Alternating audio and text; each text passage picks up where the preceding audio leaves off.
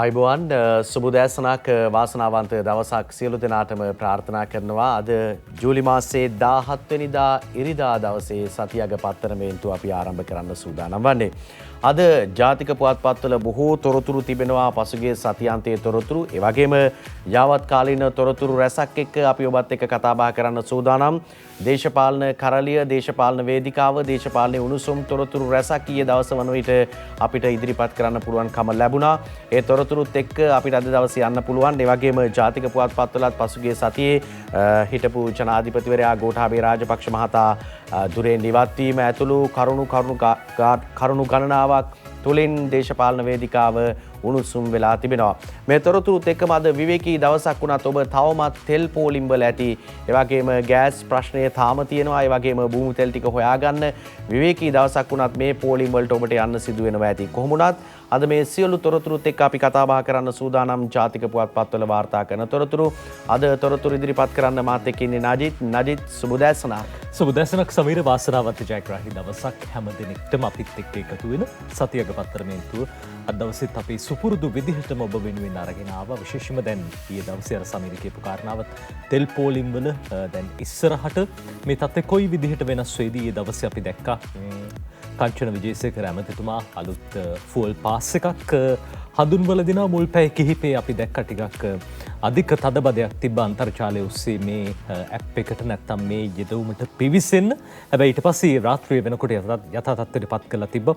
එතුමා කිව්වා මේක මේ වියදමක් දරලා හදපු දෙයක් නෙවෙයි. රජයේ විශේෂම ICT එක විශේෂම මේ ආයතන ගණනාවක් රජයට සම්බන්ධ වියදමක් දරන්නේ නැතුව මේ ඇප් එක හදලා තියෙන්නේ. ඒ හින්දා සමහර වෙලාවට විශේෂම අපි දන්නවා බොහෝ පරිශීලකයන් මේ යෙදවුම් වලට එනකොට කිසියම් ආකාරයක තදබදයක් ඇති වෙනවා. ඒ හින්දා දෝෂයන්ට ලක් වෙනවා. හැබැයි ඒ සියලු දෝෂ අකාමකා ඊයේ රාත්‍රී කාලේ වෙනකොට නැවතත් සුපුරුදු පරිදි මේ යෙදවුම් මගින් ඔබට අර ෆුවල් පාස් එක ලබා ගැනීමේ පහසුකම් දීලා තිනවා. ඉස්සරහට මේක පාවිච්චි කරන දවසක් පිළිබඳව තවමත් දැනුම් දීලා නැහැ. හැබැයි අපි විශ්වාස කරනවා ඉදිරියේදී දැන් සිපෙට්කෝ ඉන්ධන පිරවුම් හල්වලට තෙල් පැමිණීමත් එක්කම මේ දේ පාවිච්චි කරයි. ඒ හරහා විශේෂයෙන් ඉන්ධන පිරවුම් හල්වල තියෙන තදබදය අවම කරන්න හැකියාව ලැබෙයි කියලා නේද සමීර? විශේෂයෙන් අපි දන්නා මේ දවස්වල IOC පිරවුම් හල්වල කිලෝමීටර ගණන් දිග පෝලිම් තියෙනවා. මේ පෝලිම් නැති වෙන්න ඕනේ. සමහර වෙලාවට සමහර උදවිය එකපාරක් තෙල් ගහගෙන ආයි පෝලිමට ගිහිල්ලා පිටිපස්සෙන් වාහනේ තියාගන්නවා. ආයි තව පාරක් තෙල් පුරව ගන්න හදනවා. හැබැයි මේ පාස් එක ලැබුණට පස්සේ සතියකට එක දවසක් තමයි තෙල් නැත්තම් ඉන්ධන පුරව ගන්න සිද්ධ වෙන්නේ කියලා ඇමතිතුමා ඊයේ දවසේ මාධ්‍ය හමුවේදී සඳහන් කළා. ඔව් නජිත්, අපි දැක්ක දැන් ඊයේ දවස වන විටත් මේ පසුගිය කාල සීමාවේ දිගින් දිගටම තෙල් මාෆියාවක් තියෙනවා කියලා තමයි රට තුල කතා වුණේ. මොකද ත්‍රිරෝද රථ හිමිකරුවන්ට එහෙම නැත්නම් ත්‍රිරෝද රථ පදින අයට තමයි මේ චෝදනාව දැඩි ලෙස එල්ල වෙමින් තිබෙන්නේ.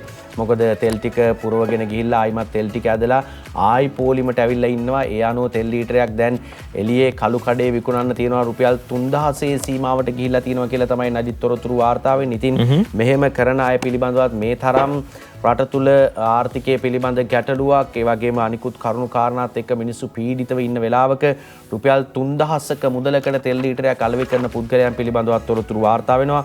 අපි දැක්කා ඊයේ දවසේදී පුවත්පත්වල වාර්තා කර තිබුණා මෙහෙම අලෙවි කළ පුද්ගලයන් සොයා බැටලීම් දිගින් දිගටම කරමින් එහෙම පුද්ගලයන් අත්අඩංගුවට ගැනීම සිදු වෙනවා. ඉතින් ඒ නිසා මේ දේ කරන්න එපා.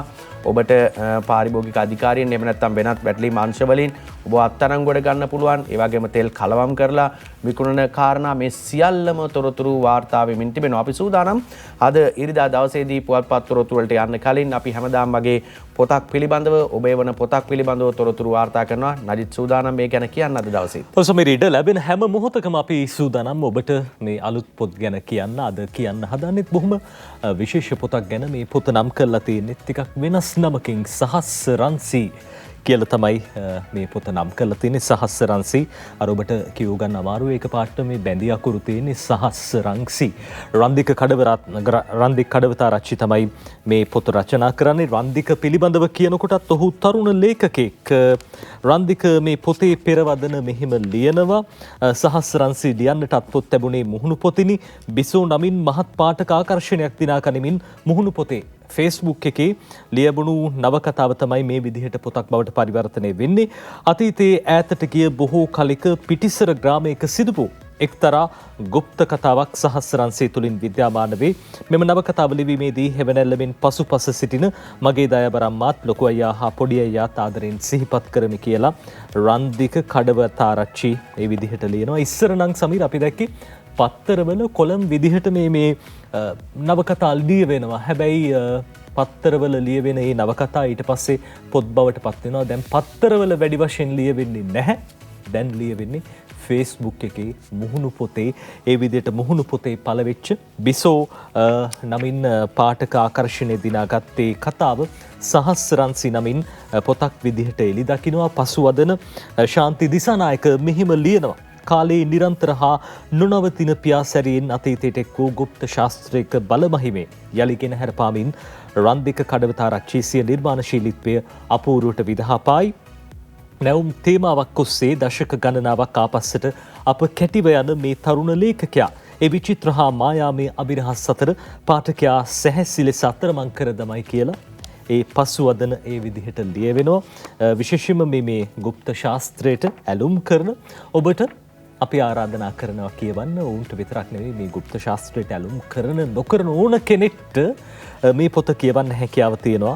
සහස්රංශි අලුත්ම නවකතාවක්. මේ නවකතාවේ රස පහස විඳ ගන්න අපි ඔබට ආරාධනා කරනවා. රන්දික කඩවතාරච්චි මේ පොත රචනා කරන්නේ. රන්දික වගේම අලුත් පොත් ලියන ලේඛකයන්ට ලේඛිකාවන්ට අපි ඇරයුම් කරනවා අපිට එවන්න සතියක පත්තර බින්දුවෙන් අපි රටටම ඔබේ අලුත් පොත් ගැන කියන්න සූදානම්. පරණ පොත් උනත් කමක් නැහැ. අපිට එවන්න අපි කියන්න සූදානම්. පමා වෙන්නේ නැතුව අද දවසේ ජාතික පුවත්පත්වල තොරතුරු බලමු. දැන් ජනපති සටන බොහොම තියුණු මුහුණුවරක් කරන් තිනවා ජාතික පුවත්පත් වාර්තාක. නැතැම් පුවත්පත් කියනවා දැන් සිකුරාදා මුද්‍රණය වන විට අපේක්ෂකයෝ දෙන්නයි හිටියේ. ඊට පස්සේ දෙන්න 3 දෙනා වුණා. දැන් 4 දෙනෙක් වෙලා තියෙනවා. මේ අපේක්ෂකයෝ ගාන එන්නෙන්නම වැඩි වෙනවා. පාර්ලිමේන්තුවේ ඡන්ද විමසීමක් තියන්න වෙන තත්වයටම මේ දේ වැඩි වෙයි කියලා අපි විශ්වාස කරනවා. අද දවසේ අපි සූදානම් දිවයින පුවත්පතෙන් අද පත්තර විස්තර ආරම්භ කරන්න. සමීර. ඔව් නජිත් ඔබ කිව්වා වගේම දැන් ජනපති සටන තියුණු සටනක් බවට පත් වෙලා තිබෙනවා. ඒ අනුව අද දවස වන විට අපිට තොරතුරු වාර්තා වෙනවා. මාධ්‍යයට තොරතුරු වාර්තා වෙනවා. 4 දෙනෙකු මේ සටනට එකතු වෙලා තිබෙන බව දිවයින ඉරිදා සංග්‍රහය වාර්තා කරනවා. මේ විදිහට ජනපති සටනට තරගය තියුණුයි කියලා තමයි වුන් වාර්තා කරන්නේ. දැනටම 3 කොන් සටනක් තියෙනවා කියලා මේ පුවත්පත වාර්තා කර තිබෙනවා. තීන්දුව 20 වෙනිදා මැති සභාවේදී පොහොට්ටුවේ බහුතර සහාය රනිල් වික්‍රමසිංහ මහතාට ලැබෙනවා කියලා කියන්නේ. සටනට සජිත් තීන්දුවයි කියලා තොරතුරු වාර්තා කරමින් තිබෙනවා. ඒ අනුව අද දවසේදී මේ කතාව එනවා මේ විදිහට. අද වාර්තා කරන උපාලිද සේරම් රනිල් ධර්මසේන සමග ලියන වාර්තාව අද දවසේදී පාර්ලිමේන්තුවේ ලබන 20 වෙනිදා පැවැත්වෙන ජනාධිපති තෝරාපත් කර ගැනීමේ ඡන්ද විමසීමට තියුණු තරගයක් ඇති වී තිබෙනවා. මෙම ජනපති තරගයට වැඩ බලන ජනාධිපති රනිල් වික්‍රමසිංහ, විපක්ෂ නායක සමගි ජන බලවේගයේ නායක සජිත් ප්‍රේමදාස සහ පාර්ලිමේන්තු මන්ත්‍රී හිටපු අමාත්‍ය ඩල සලහපිරුම යන මහතුරුන් අතර මෙම සටන ඇති වී තිබෙනවා. මෙම තරගකරුවෝ තිදෙනාම තම ජයග්‍රහණය උදෙසා මන්ත්‍රීවරුන් එකතු කර ගැනීමේ දැඩි පරිශ්‍රමයක මේ වන විට නිරතව සිටිනවා කියලා තමයි තොරතුරු වාර්තා කර තිබෙන්නේ. ඩල සලහපිරුම මහතා සිකුරාදා තමා ජනාධිපති සටනට පිවිසෙන බව ඩෙල වශයෙන් ප්‍රකාශයට පත් කර තිබෙනවා කියලා තොරතුරු වාර්තා කර තිබෙනවා. දැන් මේ මොහොත වන විට නජිත් මේ පුවත්පත මුද්‍රණය වන අවස්ථාවේ 3 දෙනෙක් තමයි මේ සටනේ හිටියේ. දැන් ජාතික ජන බලවේගයේ නායකතුමා අනුර කුමාර දිසානායක මහතාත් මේ සටනට එකතු වී තිබෙන බවට තමයි දැන් තොරතුරු ලැබෙමින් තිබෙන්නේ. සමීර අද දවසේ සිළුමිණ පුවත්පතත් කියනවා විශේෂයෙන්ම මේ ජනපති ඔටුන්න දාගන්න දැන් මේ වෙනකොට බොහෝ පිරිසක් ඉදිරිපත් වෙන හැඩක් පේන්න තියෙන්නේ. සිළුමිණ පුවත්පත කියනවා 20 වෙනිදා ජනපති ඔටුන්න කාටද ප්‍රශ්නාර්ථයක් එක්කම සුභාෂිනී ජයරත්න මේ ලිපිය ලියනවා. ශ්‍රී ලංකාවේ 8 වෙනි විධායක ජනාධිපතිවරයා තේරීමේ පාර්ලිමේන්තු ඡන්ද විමසීම ලබන 20 වෙනිදා පාර්ලිමේන්තුවේදී සිදු කරන අතර ඒ සඳහා ප්‍රධාන පක්ෂ තුනක පාර්ලිමේන්තු මන්ත්‍රීවරුන් තිදෙනෙකු අතර 3 කොන් සටනක් දැන් ආරම්භ වී ඇත කියලා මේ පත්‍රයේ මුද්‍රණයට යන මොහොත වෙන විට 3 කොන් සටනක් ඊයේ වෙනකොට දැන් සිව් කොන් සටනක් බවට පත් වෙලා තියෙනවා. ජනාධිපතිවරයාට තරග කිරීම සඳහා වැඩ බලන ජනාධිපති සහ එක්සත් ජාතික පක්ෂ නායක රනිල් වික්‍රමසිංහ, සජිබ නායක සජිත් ප්‍රේමදාස සහ පොදු ජනපදයේ හිටපු ඇමතිවරයෙකු සිට ස්වාධීන වූ ඩල සලහපිරුම යන මහත්වරුන් ඉදිරිපත් වෙනවා කියලා සිළුමිණ පුවත්පත කියනවා. ඒ අතරදී අනෙකුත් පුවත්පතුත් මේ පිළිබඳව තොරතුරු කියනවා. ඔව් නජිත් අපි දේශීය පුවත්පතත් මේ ගැන තොරතුරු වාර්තා කර තිබෙනවා. ඔවුන් නම් ජනාධිපති සටනට දෙන්නෙක් ඉදිරිපත් වෙන බව තමයි ප්‍රශ්නාර්ථයකුත් එක්ක සටහන් කර තිබෙන්නේ. ජනපති පුටුවට දෙකොන් සටනක් කියලා තමයි තොරතුරු වාර්තා කරමින් තිබෙන්නේ. ඉතින් ඒ අනුව දැන් මේ පුවත්පත මුද්‍රණය වන අවස්ථාවේ තිබුණු තත්ත්වයේ පිළිබඳව වාර්තා කර තිබුණේ කොමුණාත් මෙරට 8 වෙනි විධායක ජනාධිපතිවරයා තෝරා ගැනීම සඳහා වන මැති සභා ඡන්දයට ප්‍රධාන දේශපාලන බල කඳවුරු නියෝජනය කරමින් අපේක්ෂකයන් දෙදෙනෙකු ඉදිරිපත් කරනු ඇතැයි නවතම දේශපාලන ආරංචි මාර්ග සඳහන් කරනවා කියලා මේ පුවත්පත පසුගිය දා සිකුරාදා මුද්‍රණය වන අවස්ථාවේ වාර්තා කර තිබෙන්නේ. ඒ අතරේ සතිය ගරුණ කියනවා දැන් දෙකොන් තුන්කොන් වෙලා ජනපති තනතුරට තුන්කොන් සටනක් රනිල් සජිත් දලස් තරගයට කියලා සතිය ගරුණ පුවත්පත කියනවා. පොහොට්ටුවේ සහය රනිල්ට සාගර කාර්යවසම් මහත්මයා කියපු කතාවක්. හැබැයි එතුමගෙන් ඊයේ දවසේ අපි දැක්කා ශ්‍රී ලංකා පොදු ජන පෙරමුණේ පක්ෂ සභාපතිතුමන් ජේල් පිරිස් මහත්මයා සඳහන් කරනවා. විශේෂයෙන් ලිපියක් ලියමින් එතුමන් නීතිඥ සාගර කාර්යවසම් මහත්මයාගෙන් අහනවා ඔබතුමා කොහොමද මේ නිවේදනය නිකුත් කළේ පක්ෂ අනික් අයගේ කැමැත්තක් නැතුව ඔබතුමාට එහෙම තනියම හිතුමනාපෙට නිවේදන ලිපි නිකුත් කරන්න පුළුවන්ද? පොහොට්ටුවේ සහය රනිල් වික්‍රමසිංහ මහත්මයාට දෙනවා කියලා තාම තීන්දුව කළා නැහැයි කියලා පක්ෂ සභාපතිතුමා ජීඑල් පීරිස් මහත්මයා ඊ අපි දැක්කා සාගර කාර්යවසම් මහත්තයාගෙන් විමසනවා. ඒ අතරේ පක්ෂය එහෙම තීරණයක් ගෙන නැහැයි කියලා මధుර විතානගේ මහත්මයාත් සඳහන් කළ තිබ්බා. පහුගිය දවසක ඒ පිළිබඳවත් සතිය ගරුණු පුවත්පත අද කියනවා. ඒ අතරේ ස්වාධීන පක්ෂ 10 ඩලස්ට සහයෝගය දෙනවා කියලා අද මේ විදිහට කියනවා උදේචීව ඒකනායක. ලබන 20 වෙනිදා පාර්ලිමේන්තුවේ පැවැත්වෙන ජනාධිපතිවරයා තෝරාපත් කර ගැනීම සඳහා වූ ඡන්ද විමසීම සඳහා අපේක්ෂකයන් 3 දෙනෙකු ඉදිරිපත් වීමට එකඟත්වය පළ කර තිබේ කියලා අද අරුණ පුවත්පත ඔහොම කියන අතරේදී ලංකාදීප පුවත්පතේ ප්‍රධාන සිරස්තලයේ වෙන්වෙන්නෙත් මේ කාරණාවට. ලංකාදීපේ කියනවා ජනපති පුටුවට සිව්කොන් සටනක්. ඒ 4 දෙනා ලංකාදීපේ කියන විදියට රනිල් සජිත් ඩලස් ෆොන්සේකා තරගබිමේ කියලා තියෙනවා. හැබැයි ෆොන්සේකා මහත්මයා කිව්වට එතුමා තාම ඉදිරිපත් වෙනවද නැද්ද කියලා හරි හැටි තේරුම් ගන්න බැහැ අපිට. දැන් සඳුදා දවස වෙනකොට මේ තත්ත්වය වෙනස් වෙයි. හෙට වෙනකොට දැන් මේ වෙනකොට ඉන්න 4 දෙනා ජාතික ජනබලවේගයේ නායකතුමත් එක්ක රනිල් වික්‍රමසිංහ මහත්මයා, සජිත් ප්‍රේමදාස මහත්මයා සහ ඩලස් සලහපෙරුම මහත්මයා කියලා තමයි ඊයේ දවස් වෙනකොට නිල ප්‍රවෘත්ති වාර්තා සඳහන් කළේ. ජනපති පුටුවට සිව්කොන් සටනක් අජන්ත කුමාර අගලකඩ ලියවෙන මේ පොතේ තියෙනවා. නව ජනාධිපති දුරේ සඳහා පාර්ලිමේන්තුවේ සිව්කොන් සටනක් නිර්මාණය වී ඇතැයි වාර්තා වෙයි. වැඩබලන ජනාධිපති රනිල් වික්‍රමසිංහ, විපක්ෂ නායක සජිත් ප්‍රේමදාස, ෆීල්ඩ් මාර්ෂල් සරත් ෆොන්සේකා සහ ශ්‍රී ලංකා පොදු ජන පෙරමුණේ හිටපු අමාත්‍ය ඩලස් සලහපෙරුම යන මහත්වරුන් අතර මේ සටන නිර්මාණය වී ඇතැයි දේශපාලන ආරංචි මාර්ග සඳහන් කරනවා කියලා අද ඉරිදා ලංකාදීප පුවත්පතේ ප්‍රධාන සිරස්තලය ওই විදිහට වාර්තා කරනවා. ඒ අතරේ සමීර ඊයේ දවසේ අපි ප්‍රවෘත්ති තුලිනුත් මේ ගැන කිව්වා. විශේෂයෙන් දැන් මේ වෙනකොට මේ 4 දෙනාම දින්නේ නැත්තම් වෙනස් වෙලාද? ඒ තත්ත්වය කොහොමද? ඔව් දැන් නදිත් අපි දකිනවා සරත් ෆොන්සේකා මහතා අපි දැක්කා සමගි ජනබලවේගයේ පාර්ලිමේන්තු මන්ත්‍රී කණ්ඩායම් රැස්වීමේදී සජිත් ප්‍රේමදාස මහතා මේ තනතුරට සුදුසුයි කියලා අත උස්සලා යෝජනා කරනවා. ඒ අනුව සරත් ෆොන්සේකා මහතා මේ සටනට එන පාටක් පේන්න නැහැ. ඒ නිසා දැන් සිව්කොන් සටන ඇති වී තිබෙන්නේ අනුර කුමාර දිසානායක මහතා ඊයේ දවසේදී නිවේදනය කරා ඔවුන් සටනට එකතු වෙන බව. ඒ අනුව දැන් ලැබෙන තොරතුරුත් එක්ක සරත් ෆොන්සේකා මහතා මේ සටනට එන්නේ නැහැ. මොකද අපි දැක්කා ඒක පාර්ලිමේන්තු මන්ත්‍රී කණ්ඩායම් රැස්වීමේදී ඔවුන් ඒක මතිකව තීරණය කරා සජිත් ප්‍රේමදාස මහතා තමයි මේ තනතුරට සුදුසු කියලා. අපිට බලන්න පුළුවන් මේ දැන් ඊයේ වෙනකොට තිබ්බ තත්ත්වය මේ තමයි. ඊයේ වෙනකොට කවුද ඉදිරිපත් වෙන්නේ ජනාධිපතිවරණය සඳහා බලමු. අපට 19 වනදා නව ජනාධිපතිවරයෙකු තෝරාපත් කර ගැනීම සඳහා දැනට අපේක්ෂකින් 4 දෙනෙකු ඉදිරිපත්ව සිටිනවා. ඒ වැඩ බලන ජනාධිපති රනිල් වික්‍රමසිංහ, විපක්ෂ නායක සජිත් ප්‍රේමදාස, ශ්‍රී ලංකා පොදු ජන පෙරමුණේ පාර්ලිමේන්තු මන්ත්‍රී ඩලස් අලහපෙරුම, ජාතික ජනබලවේගයේ නායක අනුර කුමාර දිසානායක යන මහත්වරුන්. ඔව්. ඒ අපි දැක්කේ දැන් මේ කණ්ඩායම තමයි දැන් සටනට ඇවිල්ලා තියෙන්නේ. 19 වෙනිදා පාර්ලිමේන්තුවට නාම යෝජනා බාර දෙන්න ඕනේ. ඊයේ දවසේදී පාර්ලිමේන්තු මහලේකම්තුමා මේ පිළිබඳව දැනුම් දුන්නා. ඒ අනුව දැන් සිව්කොන් සටනක් නිර්මාණය වී තිබෙනවා ජනාධිපතිවරයා තෝරාපත් කර ගැනීමේ සටන සඳහා නඩිත්. ඒ අතරේ අද දවසේ අනිකුත් පුවත්පතුත් තවත් තොරතුරු වාර්තා කරන විශේෂයෙන් දැන් සිව්කොන් කිව්වට දැන් හෙට අනිද්දා වෙනකොට තව පිරිස් එකතු වේද අඩු වේද පාර්ලිමේන්තු මහලේකම්තුමන් කිව්වා නාම යෝජනා ඉදිරිපත් කරනකොට මේ අපේක්ෂකයා පාර්ලිමේන්තු සභාගමේ ඉන්න ඕනේ එහෙම කෙනෙක්ගෙන් ලියුමක් කරගන්න ඕනේ ජනාධිපතිවරයා බවට පත් වුණොත් ඒ දුරේ වැඩ කටයුතු කරන්න තමුන් කැමතියි කියලා. එහෙම කැමතිද මේ 4 දෙනා?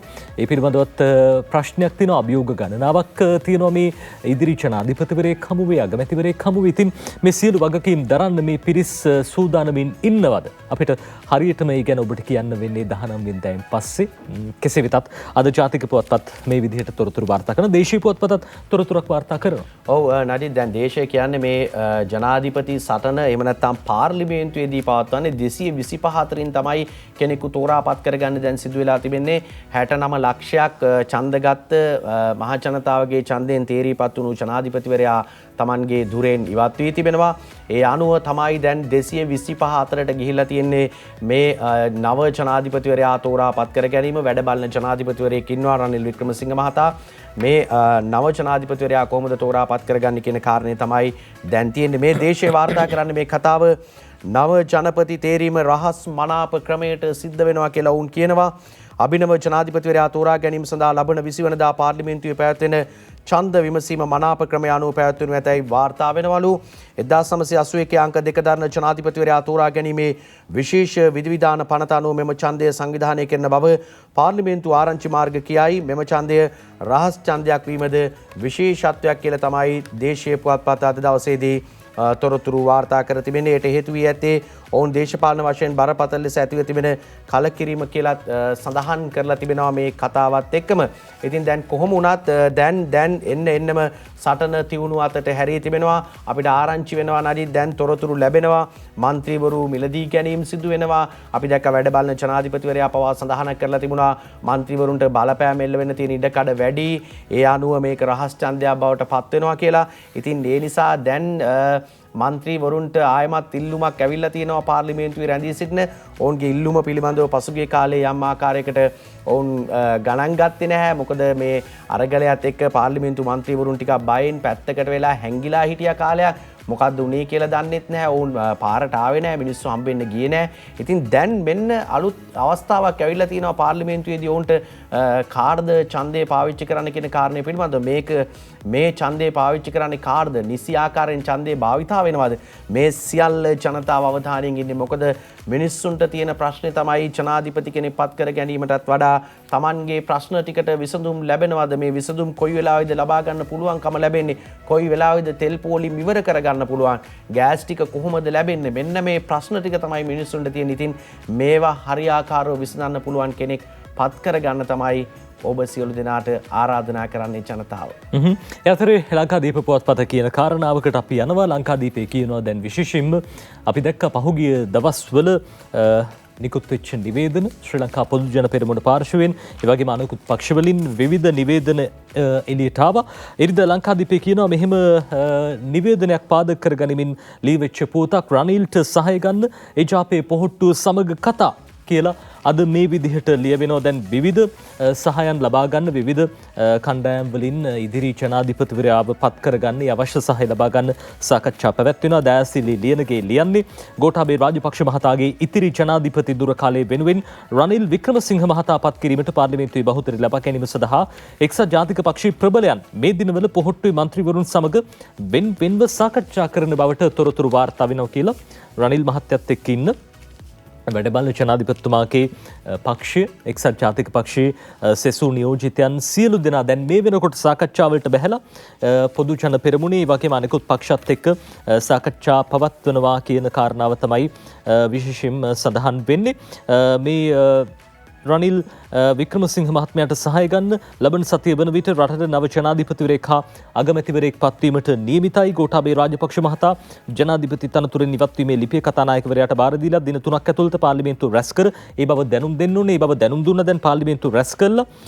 කෙසේ වෙතත් දින 5ක් ඇතුළත තනතුරට පත්වීමේ නාම යෝජනා කැඳවන්න ඕනේ. එතන ඉඳන් පැය 48කට කලින් මේ ජනාධිපති වන ඡන්ද විමසීම තියන්න ඕනේ. ඒ ඡන්ද විමසීමේදී මේ අවශ්‍ය සහාය ලබා ගන්න දැන්ටමත් සාකච්ඡා වෙන්ව පවත්වනවා කියන කාරණාව තමයි ලංකාදීප පුවත්පත අද ওই විදියට කියන්නේ. දැන් දේශපාලන පක්ෂවල කාර්යභාරය තමයි දැන් කාර්ද ඡන්දය දෙන්නේ. දැන් පක්ෂ අතර අභ්‍යන්තර මත ගැටුම් නිර්මාණය වෙමින් තිබෙන බවක් තමයි පේන්නේ. කාර්ද මේ ඡන්දය පාවිච්චි කරන්නේ, කවුද අපි මනාප ලබා දෙන්නේ, එහෙම නැත්නම් අපේ පක්ෂයේ කාර්ද ඡන්දය දෙන්නේ කියන ප්‍රශ්නේ ඇවිල්ලා තියෙනවා. ශ්‍රී ලංකා නිදහස් පක්ෂය මේ කාරණේදී තීරණාත්මක සාධකයක් වෙනවා. උන්ට മന്ത്രി දුර 14ක් තියෙනවා පාර්ලිමේන්තුව තුල. ඒ අනුව මේ 14 දෙනා ඡන්දය භාවිතා කරන්නේ මේ 4 දෙනාගෙන් කාර්ද කියන ප්‍රශ්නේ ඇවිල්ලා තියෙනවා. ඒ නිසා ඊයේ දවසේදී අපි දැක්කා ශ්‍රී ලංකා නිදහස් පක්ෂයේ මාධ්‍ය හමුවකුත් පැවැත්වෙනවා. ජාතික පුවත්පත් වාර්තා කර තිබෙන්නේ මේ විදිහට. ශ්‍රී ලංකා නිදහස් පක්ෂය ගැන දේශීය පුවත්පත් එනවා මේ විදිහට. ශ්‍රී ලංකා නිදහස් පක්ෂයේ 14 දෙනා දෙකට කැඩෙයි කියලා තමයි වාර්තා කරන්නේ. දැනට ශ්‍රී ලංකා නිදහස් පක්ෂයේ മന്ത്രി කණ්ඩායම නියෝජනය කරන മന്ത്രിවරු 14 දෙනා නව ජනාධිපති තෝරා ගැනීමේ ඡන්දයේදී දෙකට බෙදී ඇතැයි ශ්‍රී ලංකා නිදහස් පක්ෂයේ අභ්‍යන්තර ආරංචි මාර්ග සඳහන් කරනවා.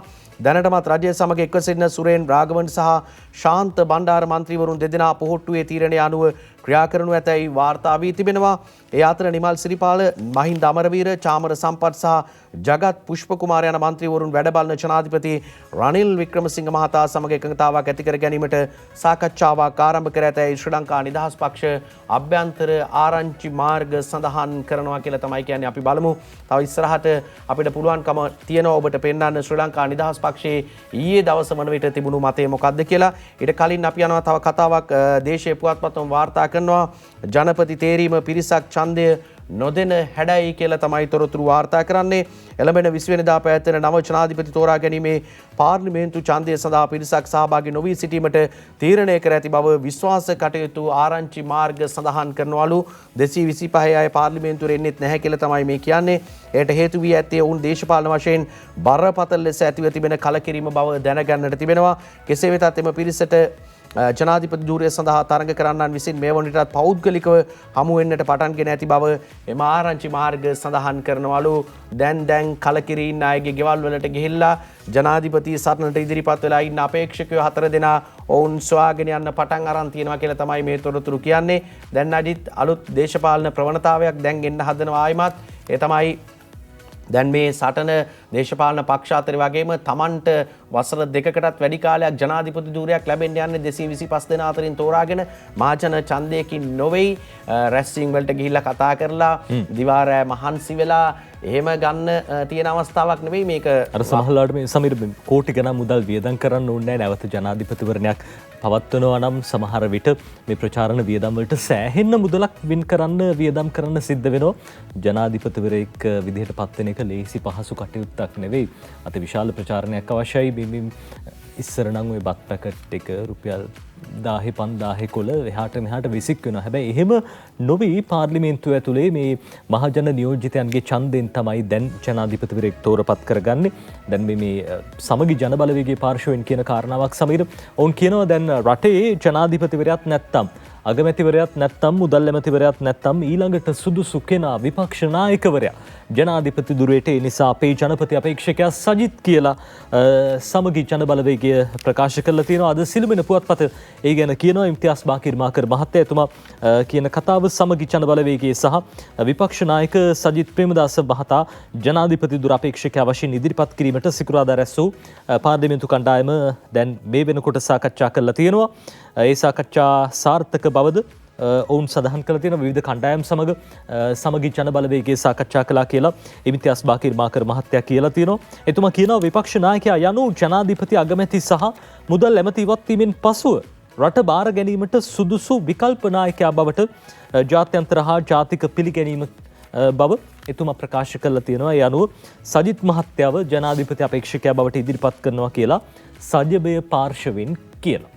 දැන් ඊයේ දවස වන විට තිබුණේ 3 දෙනෙක් මේ සටනට ඇවිල්ලා කියලා තමයි දැන් අපි මුලිනුත් කිව්වා මේ කතාව. දැන් ජාතික ජනබලවේගය මොකද්ද කරන්නේ? ජනතා විමුක්ති පෙරමුණෙන් කෙනෙක් ඉදිරිපත් වෙනවාද? ඊයේ දවස වන විට තිබුණු ප්‍රශ්නාර්ථය ඔවුන් සහයෝගය ලබා දෙන්නේ කාටද? දැන් ඒ කතාව වෙනස් වෙලා තිබෙනවා. ජාතික ජනබලවේගයෙන් නන්ද කුමාර දිසානායක මහතා ඉදිරිපත් වී තිබෙනවා. මව්බිම පුවත්පත වාර්තා කරනවා ඒ කාරණය මේ විදිහට ජාතික ජනබලවේගයෙන් අනුර ප්‍රශ්නාර්ථිකුත් එක්ක තියෙන්නේ. ප්‍රශ්නාර්ථය ඉවරයි දැන් නැදිත්. දැන් ඔහු ඉදිරිපත් වෙන බව නිල වශයෙන් නිවේදනය නිවේදනය කරා ඊයේ දවසේදී විජිත හේරත් මන්ත්‍රීවරයා.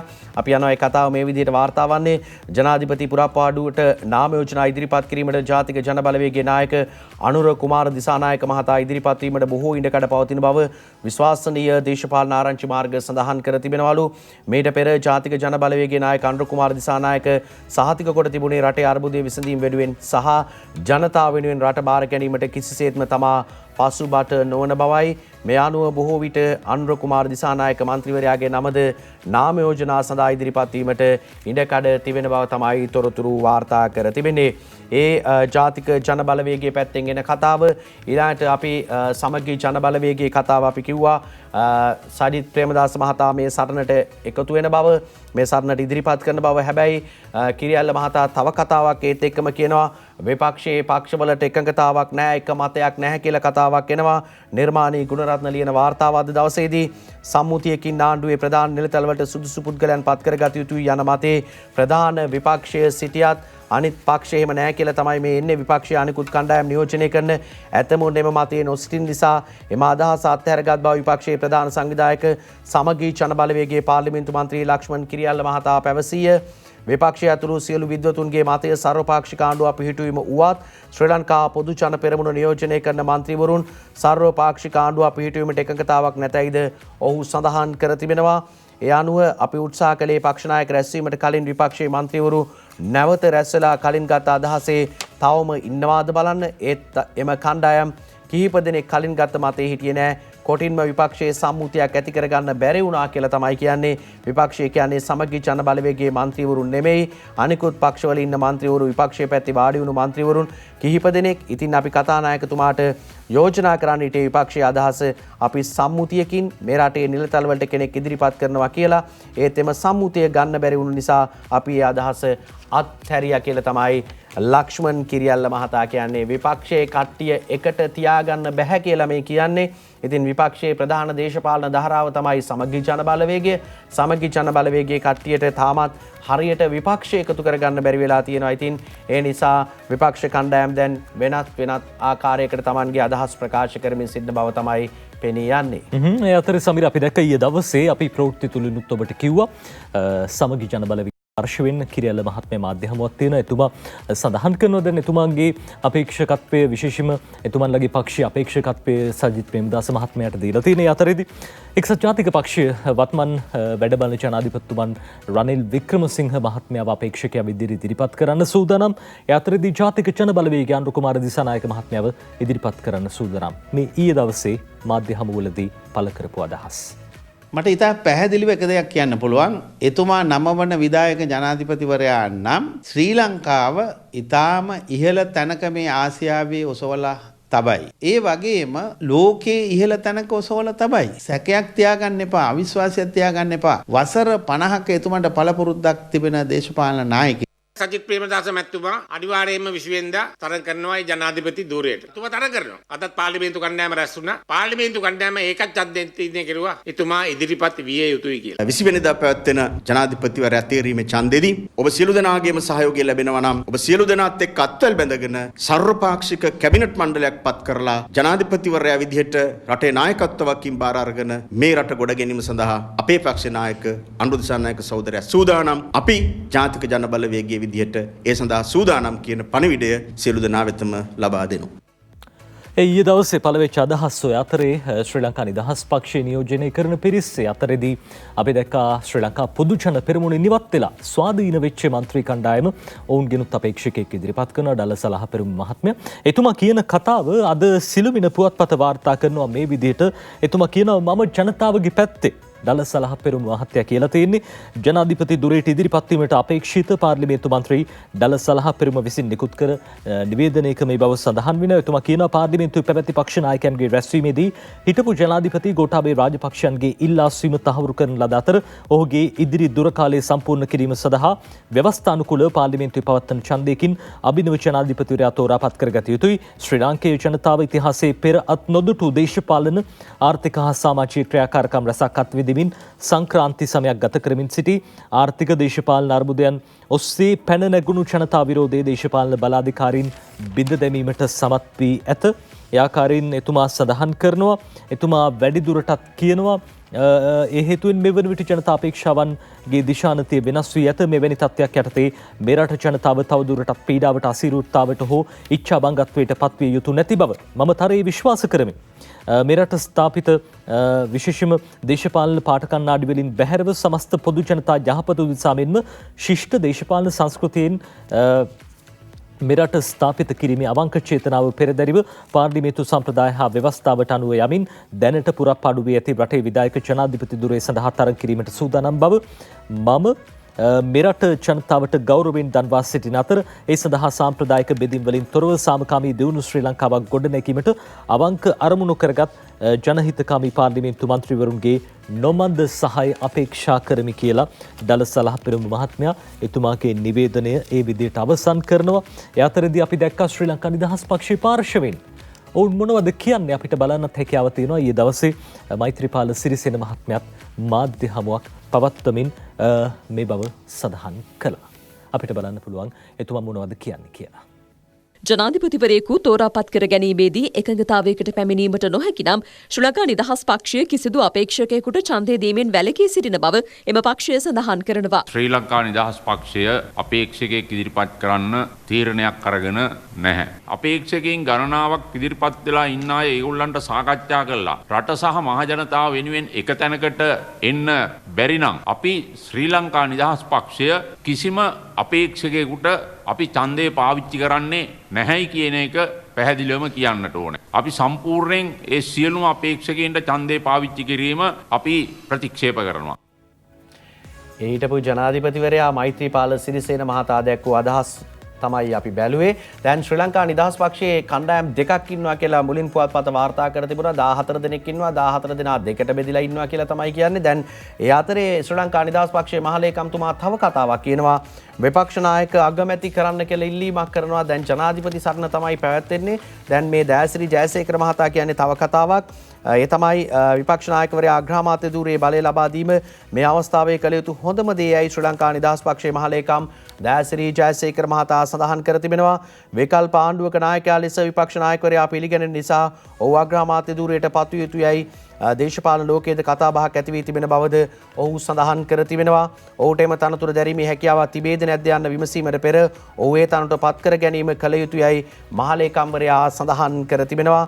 ඡන්දයෙන් පත්කොටගෙන ඇත්තේ හැකියාවක් ඇති අය නොවන බවද හෙතෙම අවධාරණය කර තිබෙනවා කියලා තමයි තොරතුරු වාර්තා කර තිබෙන්නේ.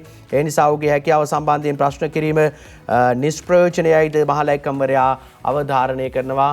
ඒ අනුව දෑසිරි ජයසේකර මහලේකම්වරයා නම් කියන්නේ සජිත් ප්‍රේමදාස මහතා අග්‍රාමාත්‍යවරයා ලෙස පත් කර ගන්නා ලෙසයි. ශ්‍රී ලංකා නිදහස් පක්ෂයේ මහලේකම්වරයාගේ අදහස එතුමා කියන්නේ සජිත් ප්‍රේමදාස මහත්මයාට අගමැතිකම දෙන්න කියලා. හැබැයි බහුතරයක් කියන්නේ අපි දැක්කා සමගි ජන බලවේගයේ පාර්ශවයෙන් කියන්නේ ජනාධිපති අපේක්ෂකයා බවට පත් වෙන්න ඕනේ කියලා. කෙසේ වෙතත් නිදහස් පක්ෂයේ මතේ ඒ ඔය අතරදී ශ්‍රී ලංකා පොදු ජන පෙරමුණේ සිසිර ජයකොඩි පාර්ලිමේන්තු මන්ත්‍රීතුමන් කියනවා අගමැති තනතුරට සුදුසු දිනේෂ් ගුණවර්ධන මහත්තයා කියලා. අද සිළුමිනේ ගැනත් කියනවා සභානායක දිනේෂ් අගමැති තනතුරට ප්‍රශ්නාර්ථ ලකුණුකුත් එක්ක වාර්තා කරන්නේ. ආණ්ඩුක්‍රම ව්‍යවස්ථාවට අනුව වැඩබල අගමැති ලෙස සභානායක වශයෙන් කටයුතු කරන අමාත්‍ය දිනේෂ් ගුණවර්ධන පත් කළ යුතු බවට පාර්ලිමේන්තු මන්ත්‍රී සිසිර ජයකොඩි මහත්තයා අවධාරණය කරලා තියෙනවා. නීතිය හා සම්ප්‍රදාය අනුව සභානායකවරයා ඒ සඳහා සුදුසුකම් ලබන බවද 1993 එවකට සභානායක රනිල් වික්‍රමසිංහ අගමැති තනතුරට පත් කිරීමෙන් එම පූර්වාදර්ශයන් පෙන්වා ඇතයිද සිසිර ජයකොඩි මහත්තයා ඒ විදියට පෙන්වලා දුන්නා කියලා අද සිළුමිණ පුවත්පත කියනවා. ඉතින් මේ සියල්ල තීරණය වෙන්නේ 20 වෙනිදාන් පස්සේ මුලින්ම තෝරගන්නේ ජනාධිපතිවරයෙක්, ඊට පස්සේ පාර්ලිමේන්තුවේ බහුතර මන්ත්‍රීන්ගේ කැමැත්ත හිමි පුද්ගලයා අගමැතිවරයා බවට පත් වෙන්න නියමිතයි. කෙසේ වෙතත් අපිට තව බලන් ඉන්න වෙනවා. මේ කාලය අවශ්‍යයි මේ සියලු දේවල් සිද්ධ වෙන්න. ඔව් නඩිත් ඒ වගේම දැන් නීතිවේදීන් සඳහන් කරන කාරණය අනුව දැන් වැඩ බලන ජනාධිපතිවරයාට පුළුවන්කම තියෙනවා අවශ්‍ය නම් වැඩ බලන අග්‍රාමාත්‍යවරයෙකු පත් කරන්නේ. පත් කර ගැනීමේදී කැබිනට් එක නියෝජනය කරන කෙනෙකු පත් කරගත යුතු බව තමයි තොරතුරු සඳහන් වන්නේ. කොමුණත් දැන් අලුත් ජනාධිපතිවරයා තෝරා පත් කර ගැනීම සඳහා ඡන්ද විමසීම පැවැත්වෙනවා 20 වෙනිදා. ඒ අනුව මේ අලුත් ජනාධිපතිවරයාට කොයිතරම් කාලයක් පාර්ලිමේන්තුවේ එහෙම නැත්නම් රටේ බලය තියාගන්න පුළුවන්ද, ජනාධිපතිවරයා හැටියට කටයුතු කරන්න පුළුවන්ද කියලා කාරණේ එනවා. අපි යනවා අලුත් ජනපතිට වසර 2යි මාස 4ක් දේශීය පුවත්පත වාර්තා කරන්නේ ලබන 20 වෙනිදා මැතිසභෙන් තේරී පත්වන ජනාධිපතිවරයාට තවත් වසර 2කුත් මාස 4ක කාලයක් ජනාධිපතිවරයා ලෙස කටයුතු කිරීමට අවකාශ සැලසෙනවලු. නව ජනාධිපතිවරයාට එම කාලය හිමි වන්නේ ගෝඨාභය රාජපක්ෂ හිටපු ජනාධිපතිවරයාගේ වසර 5ක දුර කාලයෙන් ඉතිරි වූ නිල කාලය ලෙස කියලා තමයි සඳහන් කරන්නේ. ඒ අනුව ගෝඨාභය රාජපක්ෂ මහතා ජනාධිපති ධුරයේ දිවුරුම් දුන්නේ 2019 වසරේ නොවැම්බර් මාසයේ 20 වෙනිදා කියලා තමයි තොරතුරු වාර්තා කරන්නේ. ඒ අනුව දැන් අලුතෙන් පත්වන ජනාධිපතිවරයාට අවුරුදු 2කුත් මාස 4ක් Tamanගේ දුර කාලය දරාගෙන ඉන්න පුළුවන්. ඒ නිසා තාමත්ම තීරණාත්මකයි රටේ ජනතාවට මේ ජනාධිපතිවරයා පාර්ලිමේන්තුවෙන් තෝරන ඡන්දය. නිසා මහජන නියෝජිතයන්ට දැඩි වගකීමක් තිබෙනවා තෝරාපත් කරගන්නේ කවුද කියන කාරණය නදිත්. ඇතරේ අද දවසේ අරුණ පුවත්පත කියන කාරණාවකට අපි යනවා. සමීර දැන් විශේෂයෙන්ම ජනාධිපතිවරයෙක් තේරීපත් වුණාට පස්සේ එතුමට නිල නිවසක් හිමි වෙනවා. දැන් ජනාධිපති මන්දිරය ගොඩක් අය ගියා. අපි දැක්ක පහුගිය දවස්වල ගිහිල්ලා බැලුවා. අර උමගටත් ගියා.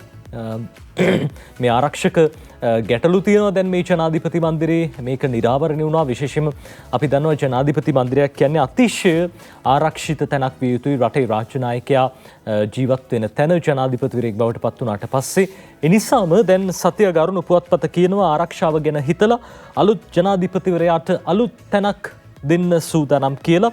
ආරක්ෂාව ගැන සිතා නව ජනාධිපතිවරයාට අලුත් නවාතැනක් තිස්ස රවීන්ද්‍ර පෙරේරා අද අරුණ පුවත්පතට මේ ගැන ලියන්නේ. අධි ආරක්ෂිත නිවස්නයක් වූ ජනාධිපති මන්දිරය තුල පිහිටීම විදේශ මාධ්‍ය හා සමාජ මාධ්‍යමකින් ලෝකයටම විවර වීම නිසා ඉදිරියට පත්වන ජනාධිපතිවරුන්ටත් අනාරක්ෂිත ලෙස එහි රැඳී සිටීමට සිදුවනු ඇති බවට ආරක්ෂක බුද්ධ්‍යංශ පෙන්වලා දීලා තියෙනවා. ඉතින් මේ නිසාම ඉදිරියේදී නව ජනාධිපතිවරයාට වෙනත් තැනක ඒ ආරක්ෂාව ලබා දෙන්නට නැත්නම් වෙනත් නවාතැනක් ලබා දෙන්නට අවධානය යොමු වෙලා තියෙනවා. හදිසි තත්වයකදී ජනාධිපතිවරයා රැගෙන යාමට ඇති භූගත බංකරයේද ඇතුළුව සියලුම කාමරවල පිහිටීමද ලෝකයටම දැනගන්නට ලැබීමෙන් මේ අනාරක්ෂිත තැනක් බවට පත් වූ බව ආරක්ෂක ප්‍රධානී හු පෙන්වා දී තියෙනවා. මේ හේතුවෙන් මීළඟට පත්වන ජනාධිපතිවරයෙකුට මෙහි රැඳී සිටීම තර්ජනයක් විය හැකි බවට ආරක්ෂක අංශවල මතය වී තිබේ.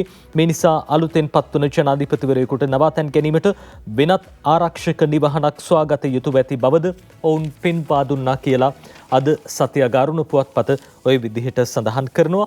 ඔය අතරේදී දැන් අලුත් ජනාධිපතිවරයා විදිහට රනිල් වික්‍රමසිංහ වැඩබල්ල ජනාධිපතිතුමන් ඉදිරියටත් පත් වුණොත් 20 වෙනිදාන් පස්සේ නීතිය හා සාමය පිළිබඳ අමාත්‍ය ධුරයට රුවන් විජේවර්ධන මහත්මයා පත් වෙන්න නියමිතයි කියලා අද සතියග පත්තරමේන්තුවෙන් අපි ඔබට වාර්තා කරන්නේ මේ සතියග අරුණ පුවත්පත.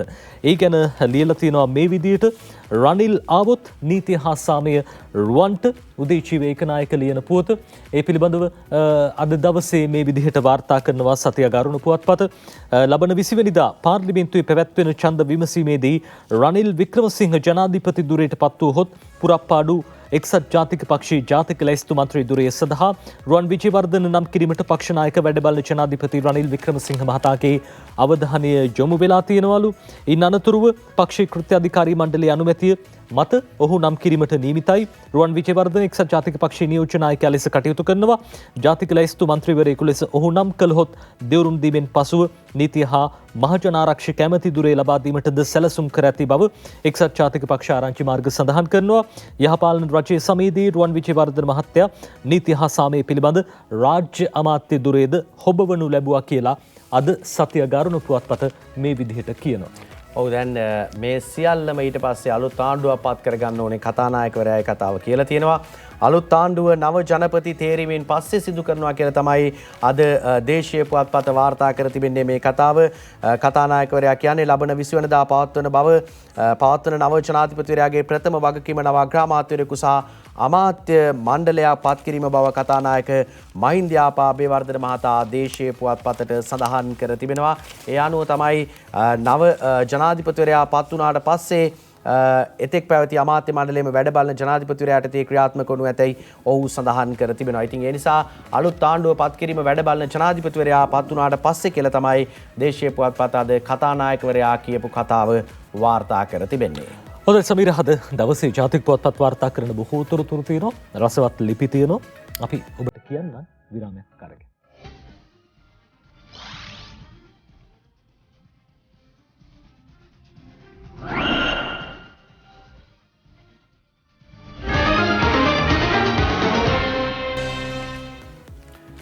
විරාමයෙන් අනතුරුව නැවතත් සතියග පත්තරමේන්තුව සමග ඔබ අපි සූදානම් වෙන්නේ නැවතත් ජාතික පුවත්පත්වල තොරතුරු මොනවද කියලා වාර්තා කරන්න. නඩිත් අපි කිව්වා වගේම දේශපාලන ලෝකයේ තිරය පිටුපස කතා ගොඩක් තියෙනවා. ඉතින් මේවා පුවත්පත්වලත් වාර්තා වෙමින් තිබෙනවා. පසුගිය සතිය අන්තයේම පසුගිය සතියම දේශපාලන ලෝකයේ තොරතුරු තමයි වාර්තා වෙමින් තිබුණේ.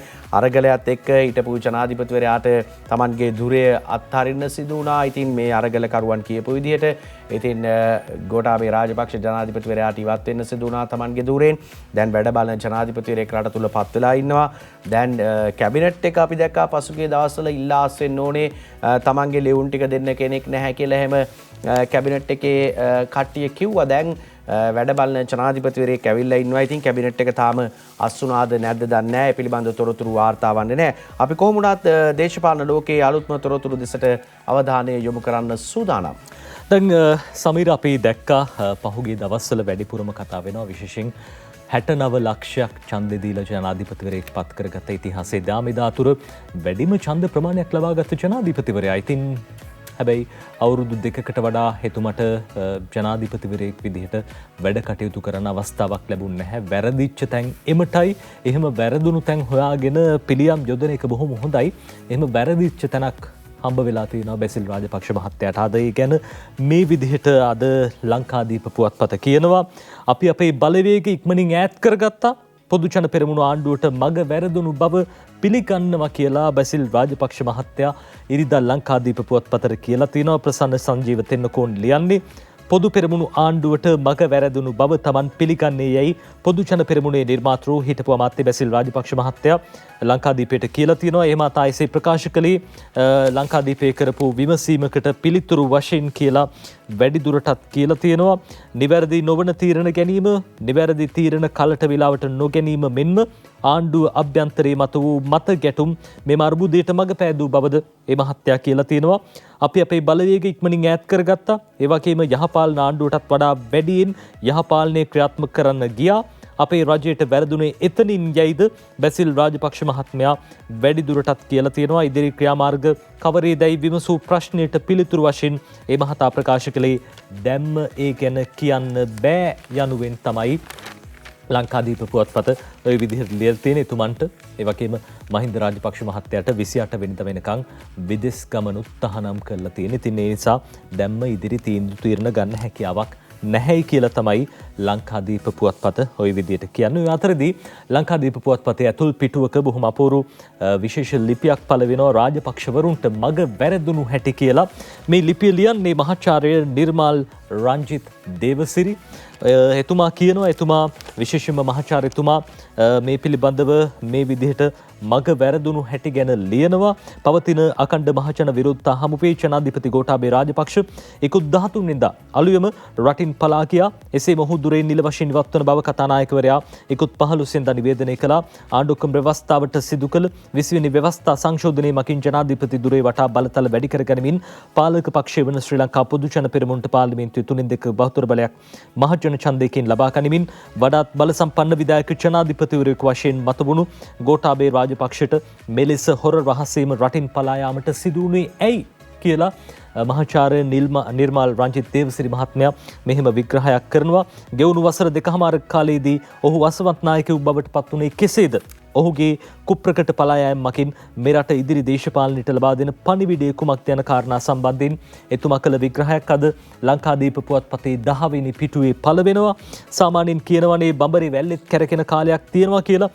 මහින්ද රාජපක්ෂගේ නැගීම සිද්ධ වුණෙත් ඔහුගේ බඹරි වැල්ලේ කැරකෙන කාලෙක. මගේ අදහස අනුව යුද්ධය අවසන් වීමත් එක්ක ඒ තත්ත්වය වෙනස් වුණා කියන එක.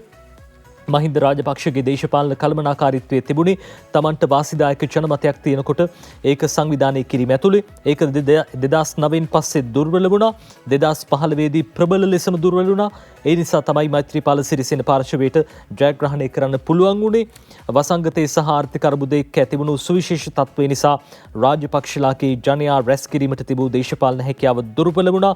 ඊට පස්සේ ඒ පවුල අභ්‍යන්තරයේ විශාල ප්‍රශ්න ඇතිවුණු බව පෙනුණා. මමත් හිතන්නේ නෑ මේ සමස්ත අර්බුදයට ගෝඨාභය රාජපක්ෂ වගකිව යුතුයි කියලා. එහෙම කියන්නේ මහාචාර්ය නිර්මාල් රංජිත් දේවසිරි. මේ ආර්ථික අර්බුදය තල ගණනාවක තියෙනවා. 1950 තරංගවල විදේශ විනිමය අතින් ලංකාවට වාසි සහගත තත්ත්වයක් තිබුණාට පසුව ඒක වෙනස් වුණා. අපේ වියදම් පාර්ශ්වය වැඩි වුණා. විශේෂයෙන් 1977න් පසුව ඒ තත්ත්වය වර්ධනය වෙලා අපිට ණය ගන්න සිද්ධ වුණා. ණය සහ මූල්‍ය තත්ත්වය හොඳින් කළමනාකරණය කරන්න ඕනේ.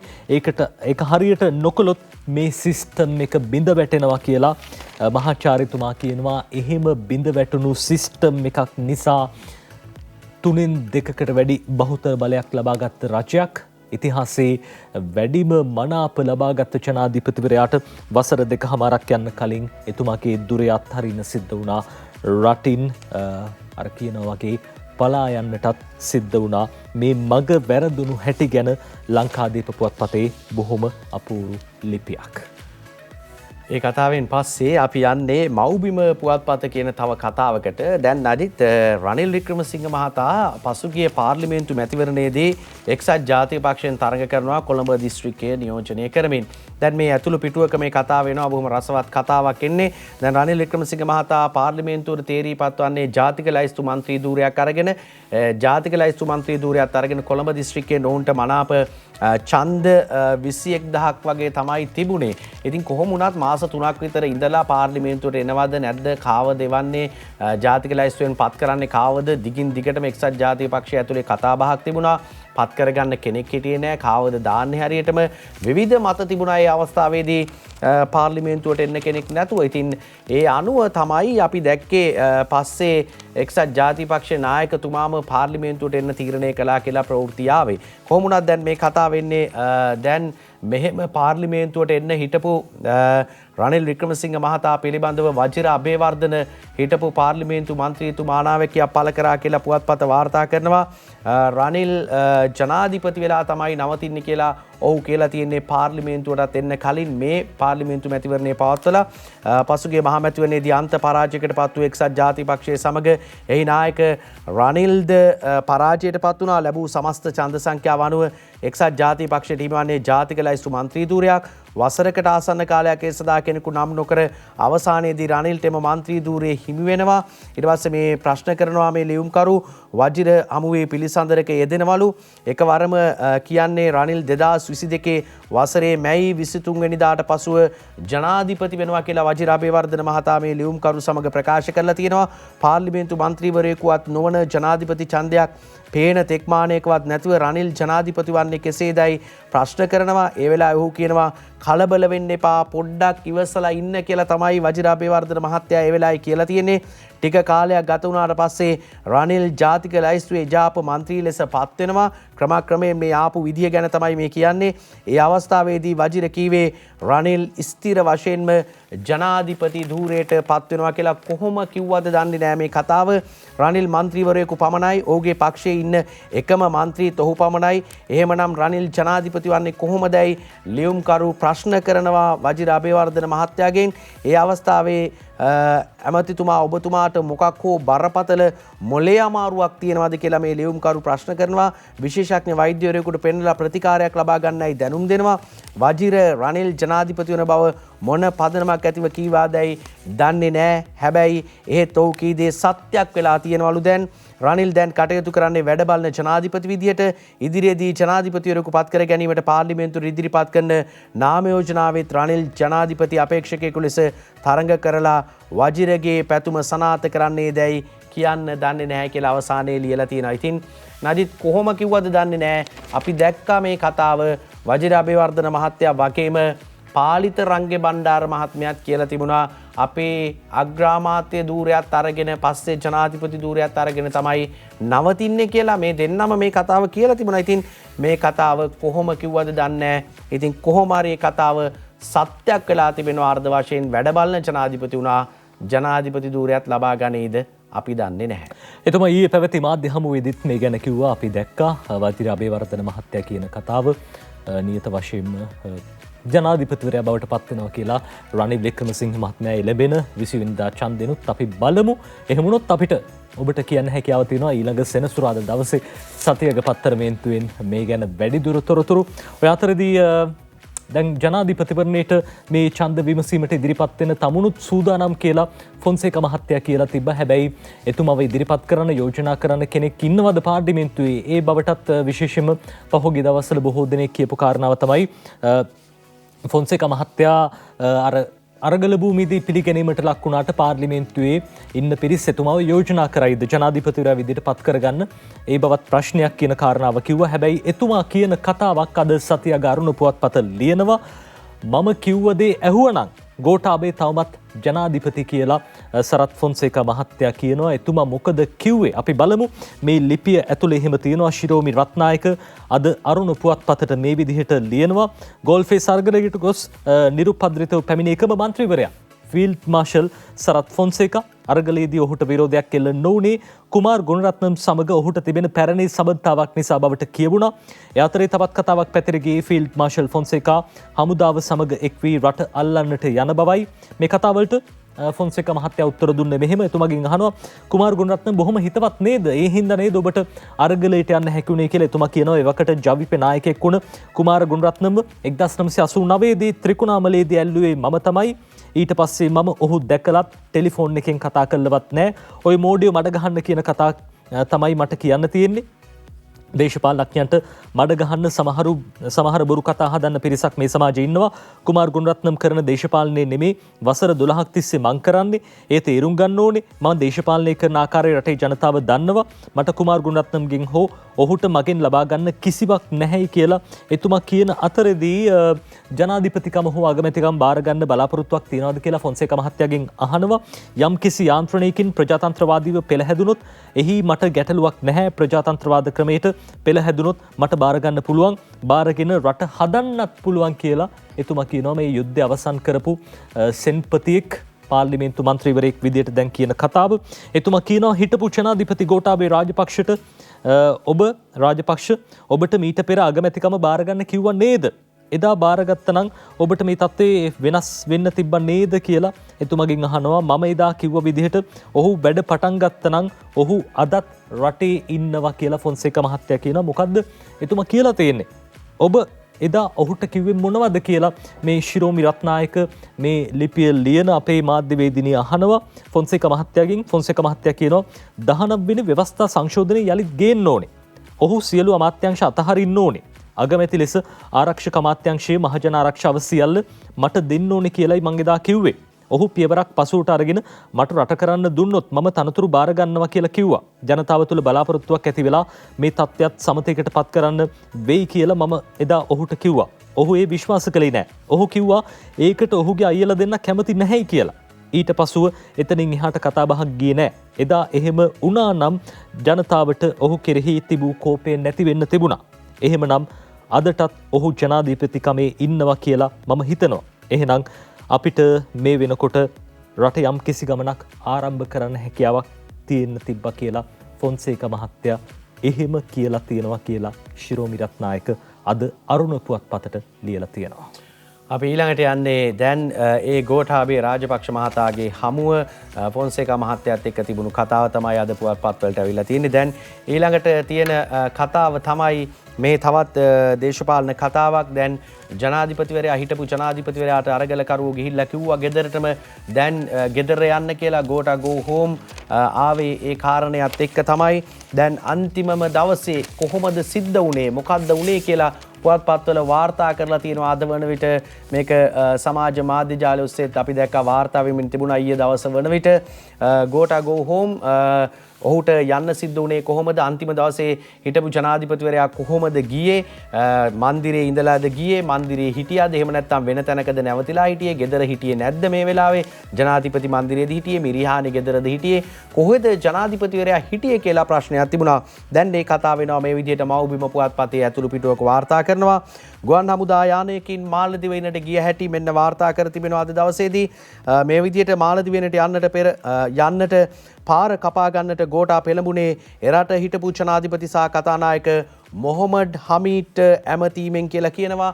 ඒ වගේම ඉන්දිය මාධ්‍ය පළ කළ තොරතුරු වලට අනුව ගෝඨා හමීට කතා කොට ඔහු මුහුණ දෙන අසීරු තත්වය ගැන කරුණු දන්වා මාලදිවයිනට පැමිණීමට අවස්ථාව සලසා දෙන්න කියලා ඉල්ලීමක් කරලා තියෙනවා.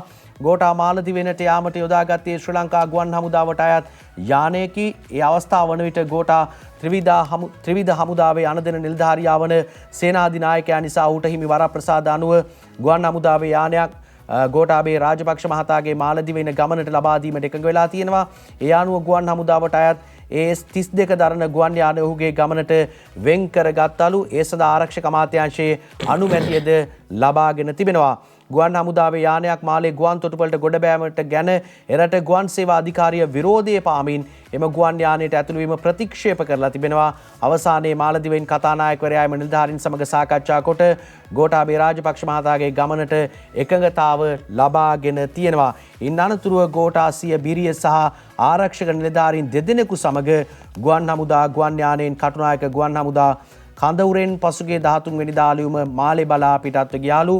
ඔහු ගුවන් යානයෙන් බැස එද්දී මාලදිවයිනේ සිටින ශ්‍රී ලාංකික කණ්ඩායම ඔහුට විරෝධය පෑ බවට මාධ්‍ය පින්තූර සහිත දර්ශන පළ කර තිබුණා. වාර්තා වූ අන්දමට ගෝඨාභය රාජපක්ෂ මහතා මාලදිවයිනේ දූපතක පිහිටි හෝටලයක දැඩි ආරක්ෂාව සහිතව සිටීමට එරට රජය විධිවිධාන යොදා තිබූ බවටද තොරතුරු වාර්තා වෙලා තියෙනවා කියලා තමයි කියන්නේ. වැඩි මුදලක් ගෙවූ ගුවන් යානයක් ගමන කැන්සල් කරලා තියෙනවා. යහපත් වාතාවරණයක් එරට පැවතියත් ගෝඨාභය රාජපක්ෂ මහතා 13 වෙනිදා රාත්‍රියේම සිංගප්පූරුව බලා පිටත් යාමට තීරණය කරලා තියෙනවා. ඒ අනුව එදින සවස සිංගප්පූරුවට යාමට නියමිතව තිබූ බව තමයි තොරතුරු වාර්තා කරන්නේ. සෞදි ගුවන් සේවයට අයත් ගුවන් යානයේ යාමට සූදානම් වුවත් ආරක්ෂක හේතුන් මත මේ යානයට ගොඩවීම ප්‍රතික්ෂේප කරලා තිබෙනවා. මේ විදිහට කරුණු කාරණා ගොඩක් වාර්තා කරලා තිබෙනවා. නඩිත් ඉතින් මේ ගෝඨාභය රාජපක්ෂ මහතා අන්තිම දවසේ කොහොමද ගියේ, මන්දිරේ හිටියද, මන්දිරේ තමයි ඉඳලා තියෙන්නේ තොරතුරු වාර්තා කරන විදිහට ජනාධිපති මන්ත්‍රී ඉඳලා අවසන් මොහොතේ තමයි ආරක්ෂක අංශයක ආරක්ෂාව සහිතව එතුමා පිටව ගොස් තිබෙන බවට දැන් තොරතුරු අනාවරණය වෙමින් තිබෙන්නේ. ඒ අතර සමීර අපි බොහොම විශේෂ ලිපියක් තෝරගත්තා අද දවසේ ඔබ වෙනුවෙන් ඉදිරිපත් කරන. සමහර විට සමාජ මාධ්‍යවලින් මේ ලිපියේ සංක්ෂිප්ත සටහන ඔබට මේ වන විටත් ලැබිලා ඇති. කොහොමද ජනාධිපතිවරයා රටින් පිටවීමේ සැලසුම් සකස් කෙරුණේ, කොයි ආකාරයේ මෙහෙයුමක්ද ආරක්ෂක අංශවලට පැවරිලා තිබේ, මේ සියල්ල පිළිබඳව අද දවසේ සතිය ගාරුණු පුවත්පත දීර්ඝ ලිපියක් ලියනවා. මේ විදිහට විනාඩි 8කට පෙර රජකෙදරින් ගෝඨා එළියට ගිය හැටි කියලා සතිය ගාරුණු පුවත්පතේ ප්‍රධාන පිටුවේ මේ විදිහට කෙටි සටහනක් යොදමින් ඇතුළත ලිපිය වාර්තා කරනවා. විනාඩි 8කට පෙර රජගෙදරින් ගෝඨා එළියට ගිය හැටි මේ ලිපියේ විශේෂ තැන් අපි ඔබට දැන් මේ මොහොතේදී කියන්න සූදානම්. මේ ලිපිය ලියන්නේ තිස්ස රවීන්ද්‍ර පෙරේරා, ඡායාරූප ප්‍රදීප් දඹරගේ ඉදිරිපත් කරන්නේ මිරිහානේ සිය පෞද්ගලික නිවසින් ජනාධිපති ගෝඨාභය රාජපක්ෂ මහත්තයා ජනාධිපති මන්දිරයට ගියේ මාර්තු 31 වෙනිදා. ඒ අරගලකරුවන් මිරිහානේ නිවස වැටලීමත් එක්ක බිරිඳ අයෝමා රාජපක්ෂ ජනාධිපති මන්දිරයට ජනාධිපතිවරයාත් එක්ක ආවා. ඒ අපි දැක්ක ජීවිත තර්ජන එල්ල වෙලා තියෙනවා. රාජ්‍ය බුද්ධ්‍යංශයේ නිර්දේශ සැලකිල්ලටගත් ජනාධිපතිවරයා ආරක්ෂක බලසේනාව මේ ජනාධිපතිවරයා ඕනෑම මොහොතක ජනාධිපති මැදුරෙන් ඉවත් කිරීමට කල්තියාම මෙහෙයුමක් සකස් කළ තිබා. ඊට කලින් ජනාධිපති මන්දිරයේදී එවැනි තර්ජනයකට මුහුණ දීලා තිබී ජේ.ආර්. ජයවර්ධන ජනාධිපතිවරයා විතරයි. ඒ ඉන්දු ලංකා ගෙවිසුම අත්සන් කළ මොහොතේ ඔහුට එල්ල වූ තර්ජනයේ සැලකිල්ලටගත් ඉන්දියා අගමැති රජීව් ගාන්ධි ඉන්දිය කොමාන්ඩෝ බටයන් මේ නැවකින් එවලා ජනාධිපති මැදුර සමීපයේ කොළඹ වරායේ නවත්වලා තිබ්බා. ඔවුන්ට දුන් පැවරුමුණේ ජනාධිපතිවරයාගේ ජීවිතයට තර්ජනයක් එල්ල වුණොත් ජනාධිපති මැදුරට කඩාපැන ජනාධිපතිවරයා නිරුපද්‍රිතව ඉන්දිය නෞකාවකට රැගෙන යාමයි. මේ කතාව ඇත්තේ එකල ශ්‍රී ලංකාවේ ඉන්දිය මහකොමසාරිස් ජේ.ආර්. ඩික්සිට් ලියූ කොළඹ භූමිකාව කියන කෘතිය. හැබැයි ඒ හා සමානම දෙයක් තමයි මේ පහුගිය දවස්වලත් සිද්ධ වුණේ. ජේ.ආර්.ට නැවුනගින්නට සිද්ධ නොවුනත් ඉන් වසර 33කට පසුව ජනාධිපති මැදුරේ සිටි ගෝඨාභය රාජපක්ෂට දිවි බේරා ගැනීමට නැවුනගින්න සිද්ධ වුණා. මීට පෙර කොළඹින් නැවුනග දිවි තුරා ලංකාවට නොෙන්නට ගිය ශ්‍රී ලංකාවේ එකම පාලකයා වුණේ ලංකාවේ අන්තිම රජු වෙච්ච ශ්‍රී වික්‍රම රාජසිංහයි ඉන් ශතවර්ෂ දෙකකට පසුව ගෝඨාභය රාජපක්ෂටත් නැව් නැක මුහුදට ගොස් එතැනින් ගොඩබිමට පැමිණ ගුවන් නැවෙන් ලංකාවෙන් පිට වුණා. දවල් 12ට අරගලකරුවන් ජනාධිපති මන්දිරයේ වට කරන විටත් ජනාධිපතිවරයා සිටියේ ජනාධිපති මන්දිරයේ තුලයි. ආරක්ෂක අමාත්‍යාංශ ලේකම් කමල් ගුණරත්න ත්‍රිවිධ හමුදාපතිවරුන් එහි රැඳී සිටියා. ඒ අතරේ කතාවක් පැතිර ගියා ජනාධිපතිවරයා හමුදා රැකවල් මැද කටුනායක අධිවේගය හරහා ගුවන් තොටුපළට යන බව. එහෙම ගියේ ජනාධිපතිවරයා නෙවෙයි කොමාන්ඩෝ බටපිරිසක් රැගත් ඩිෆෙන්ඩර් රථ 4-5ක් ගියා. මේ රථ ගියේ ආරක්ෂක සමුළුවකට ඉන්දියාවට ගිය ආරක්ෂක මාණ්ඩලික ප්‍රධානී ජෙනරාල් ශවේන්ද්‍ර සිල්ලා කොළඹට රැගෙන එන්න. ඒ අතරේ අරගලකරුවන් ජනාධිපති මන්දිරයේ අවසන් ගේට්ටුව ළඟට පැමිණීමට පෙර සිටම ජනාධිපතිවරයාට මන්දිරයෙන් ඉවත් වෙන්න කියලා ආරක්ෂක ප්‍රධානීන් යෝජනා කළා. ජනාධිපතිතුමා කිව්වා බලමු එයාලා මොකද කරන්නේ? ජනාධිපතිවරයාගේ උපදෙස වුණා. මේ වෙන විටත් ජනාධිපතිවරයා මන්දිරයෙන් ඉවත් කිරීමට ආරක්ෂක ප්‍රධානීහු සැලසුම් සකස් කළා. කොළඹ වරායේ නැංගුරම්ලා තියෙන ගජබාහු නෞකාවෙන් ජනාධිපතිවරයා ඉවත් කර ගැනීම එක සැලසුමක්. ඒ සැලසුම් බාර වුණේ නාවික හමුදාපතිවරයාට වයිස් අද්මිරාල් නිශාන්ත උළුගේ තැන්නට. අනෙක් සැලසුම වුණේ ගුවන් හමුදාපති එයා මාර්ෂල් සුදර්ශන පතිරණට. ඔහුට තිබුණේ වරාය තුලට හෙලිකොප්ටරයක් ගොඩබස්වා එතැන් සිට ගුවනින් ජනාධිපතිවරයා ඉවත් කරගන්න. දැන් හෙලිකොප්ටරයක් ආවා නම් අරගලකරුවන් ඒ මොහොතේ කුපිත වෙනවා. ඒ නිසා තිබුණ එකම මාර්ගය තමයි මේ ජනාධිපති මන්දිරයේ ඉඳන් ආරක්ෂක මාර්ගයකින් ජනාධිපතිවරයාව වරායට ගෙනියන්න. තව හිටියොත් කට්ටිය ඇතුළට කඩාගෙන එනවා. හිටියොත් එයාට අනිවාර්යෙන්ම වෙඩි තියලා හරි නවත්තන්න අපට සිද්ධ වෙනවා යයි ආරක්ෂක ප්‍රධානීහු අනතුරු ඇඟවුවා. ජනාධිපතිතුමා කිව්වා නෑ කාටවත් වෙඩි තියන්න යන්න එපා. මම ලෑස්ති වෙන්නම් යයි ජනාධිපති ගෝඨාභය රාජපක්ෂ හමුදා ප්‍රධානීන්ට නියෝග කළා. වරායට හෙලිකොප්ටරේ ගොඩ බාන්නට යෑමේදී ඒ දෙසට අරගලකරුවන් පැමිණෙන්න පුළුවන්. ඒ හින්දා නැවෙන් රැගෙන යාම තමා සැලසුම් වුණේ. විදේශ කටයුතු අමාත්‍යාංශය පැත්තෙන් කොළඹ වරායට යාමට ඇති ආරක්ෂිත මාර්ගය ඔස්සේ ජනාධිපතිවරයා රැගෙන යාමට තීරණය වුණා. කෙසේ වෙතත් ගජබාහු නෞකාව වෙත ජනාධිපතිවරයාව රැගෙන යන්නේ ආරක්ෂිතව. අරගලකරුවන් ජනාධිපති මන්දිරයට කඩා පනින්නේ ජනාධිපතිවරයා නෞකාවට ඇතුළු වන මොහොතේදී කියලා මේ ලිපියේ සඳහන් වෙනවා. කෙසේ වෙතත් නාවික හමුදාපතිවරයා ජනාධිපතිවරයාව රැගෙන ඈත දියඹට දියත් කළා නෞකාව. ඔවුන් ත්‍රිකුණාමල වරායට ගියා. ත්‍රිකුණාමල වරායෙන් පස්සේ ඒ ත්‍රිකුණාමල වරායේ ආරක්ෂිතව රැඳී සිටි ජනාධිපතිවරයා නැවත වරක් පසුදින ඒ කියන්නේ 10 වෙනිදා ප්‍රභූන් ප්‍රවාහනයට යොදවන හෙලිකොප්ටර් දෙකක් මගින් රත්මලාන ඉඳන් ගිය නැවතත් ජනාධිපතිවරයාව කොළඹට රැගෙන එනවා. ජනාධිපතිවරයා යලි කොළඹට රැගෙනීමට තීරණය කරන්නේ අරගලකරුවන්ගෙන් රටම කැළඹී තිබුණ මොහොතක. එහි වගකීම ආරක්ෂක ප්‍රධානීහු කරමතට ගත්තේ සේනා විධායක ලෙස ජනාධිපතිගේ ආරක්ෂාව ඔවුන්ට පැවරී තිබෙන නිසා ජූලි 11 වෙනිදා ජනාධිපතිවරයාත් ඔහුගේ බිරියත් ප්‍රභූ ප්‍රවාහන බලගනේ හෙලිකොප්ටර් යානා දෙක රත්මලාන ගුවන් හමුදා කඳවුරට දහවල් 1 වෙනකොට පැමිණියා. නාවික හමුදාපතිවරයාත් ජනාධිපතිවරයා සමග හෙලිකොප්ටරේ ත්‍රිකුණාමලයේ සිට පැමිණියා කියලා සටහන් වෙනවා. කෙසේ වෙතත් මේ ඉන අතරේදී මේ වන විට රත්මලාන ගුවන් කඳවුරට ආරක්ෂක අමාත්‍යාංශ ලේකම් ආරක්ෂක මාණ්ඩලික ප්‍රධානී ගුවන් හමුදාපති යුද හමුදාපති පැමිණ සිටියා. ජනාධිපතිවරයා රත්මලාන ගුවන් කඳවුරේදී ආරක්ෂක ප්‍රධානීන් සමග ඉදිරි පියවර ගැන සාකච්ඡා කළා. ඒ අතරේ ජනාධිපති බිරිඳ අයෝමා රාජපක්ෂ ආරක්ෂිතව මෝටර් රථයක නංවාගෙන මිරිහානේ පුද්ගලික නිවස වෙත රැගෙන ආවා. ජනාධිපති බිරිය මිරිහාන් නිවසට එන්නේ රටින් පිටව යාමට පෙර තමන්ට වටිනා කියන ඒ ලියකියවිලි ඇතුළු අත්‍යවශ්‍ය දේ රැගෙන යන්න. මිරිහාන නිවසේ යතුරු තිබුණේ ඇය සතුව. පැය දෙකක් ඇතුළත මිරිහාන නිවසේ අවශ්‍ය දේවල් රැගෙන ඒව නිරුපද්‍රිතව රත්මලාන කඳවුරට ගෙනීමට ප්‍රභූ ආරක්ෂකයෝ සමත් වුණා. රත්මලාන ඉඳන් ජනාධිපතිවරයා යලිත් ආරක්ෂිතව ස්ථාන දෙකකට රැගෙන ගොස් රැකවරණයේදීම බිරිඳ සහ ජනාධිපතිවරයා ස්ථාන දෙකකට රැගෙන ගොස් ආරක්ෂාව ලබා දීම තමයි සැලසුම් වෙලා තිබේ. ඒ අනුව කටුනායක ගුවන් හමුදා කඳවුරේ නීල නිවාසය ඇතුළු ආරක්ෂිත ස්ථාන දෙකක් ජනාධිපතිතුමාට වෙන් කෙරුණා. රට පුරාම ජනාධිපතිවරයාට ඉවත් වන ලෙස විරෝධතා පැවැත්වුණද රටින් පිටව යනතුරු ඔහු ඉවත් නොවීමට වග බලාගත්තේ ජනාධිපති මුක්තිය යටතේ වරප්‍රසාද ඉවත් වුණු පසුව ඒ දේවල් නොලැබෙන බව දන්න හින්දා ජනාධිපති මුක්තිය නොමැතිව ජනාධිපතිවරයා පිටව ගියහොත් ජීවිතයට අනතුරක් වෙනවා කියලා බුද්ධ ප්‍රධානීන් දිගින් දිගටම අනතුරු ඇඟවුවා. ඒ නිසායි ඉල්ලා අස්වීමේ ලිපිය ප්‍රමාද වුණේ. ජනාධිපතිවරයාට ඇමරිකා වීසා ප්‍රතික්ෂේප වෙද්දී තවත් රටවල් සමග සාකච්ඡා කර වාණිජ්‍ය ගුවන් යානා මගින් කුලියට ගන්න ගුවන් යානා මගින් එතුමන්ව රැගෙන යාමට කටයුතු කරන්න උත්සාහ කළා. මේ සඳහා බටහිර රටවල් ඇතුළු රටවල් ගණනාවකින් අවසරයක් ලැබුණේ නැහැ. ඉන්දියාවට ගෙන ගොස් ජනාධිපතිවරයා ආරක්ෂිතව සිංගප්පූරුවට රැගෙන යාමට ගත් උත්සාහයත් ව්‍යර්ථ වුණා. ශ්‍රී ලංකන් ගුවන් යානාවලින් රැගෙන යාම අනතුරුදායකයි. ආරක්ෂක ප්‍රධානීහු ඒ බව දැනුම් දුන්නා. නියමුවන් ඇතුළු කාර්ය මණ්ඩලයේ ජනාධිපතිවරයා රැගෙන යාමට නොහැකි බවට පෙන්වා දීම ඊට හේතු වුණා. අපි දැක්කා ඒ පිළිබඳව ප්‍රවෘත්ති වාර්තා පළ වුණා. මේ ගුවන් සේවා නිලධාරීන් දැඩි ලෙස ප්‍රතික්ෂේප කළ ජනාධිපතිවරයා රැගෙන යාම කෙසේ වෙතත් ජූලි 12 වෙනිදා දහවල් වන විට ගොඩබිම් මාර්ග ඔස්සේ ආරක්ෂිත උපාය මාර්ග යොදමින් ජනාධිපතිවරයාව බත්තරමුල්ලේ හමුදා මූලස්ථානයට රැගෙන ආවා. එහිදී අපි දැක්ක අගමැතිවරයා මේ වගේම කතානායකවරයා ආරක්ෂක ප්‍රධානීන් මේ සියලු දෙනා සමග ජනාධිපතිවරයා 12 වෙනිදා සාකච්ඡා කරනවා ආරක්ෂක මූලස්ථානයේදී. පස්සේ ගුවන් හමුදාව සතු ඇන්ටනෝ 32 යානාවකින් ජනාධිපතිවරයා මාලදිවයිනට රැගෙන යාම තමයි අවසන් සැලසුම් විදිහට ක්‍රියාත්මක වුණේ කියලා මේ ලිපිය බොහොම දීර්ඝ විදිහට මේ සියලු දේවල් සටහන් වෙනවා. කටුනායකෙන් පිටත් වුණේ රාත්‍රී 10ට මාලදිවයින්ට ගියා. මාලදිවයින් අපි දැක්කා ශ්‍රී ලාංකිකයන්ගෙන් විරෝධතාවක් පළ වෙනවා. පස්සේ මාලදිවයිනේ විශේෂ හෝටලයක එතුමන්ව රඳවලා තියන්නේ. එතුමන්ට අවශ්‍ය පහසුකම් ලබා දෙනවා ජනාධිපතිවරයෙක්ට හිමි වෙච්ච. පස්සේ මාලේ ගුවන්තොටුපොළින් ලද අනුමැතිය අනුව 13 වෙනිදා අලුයම එකට ගුවන් යානයක් එනවා.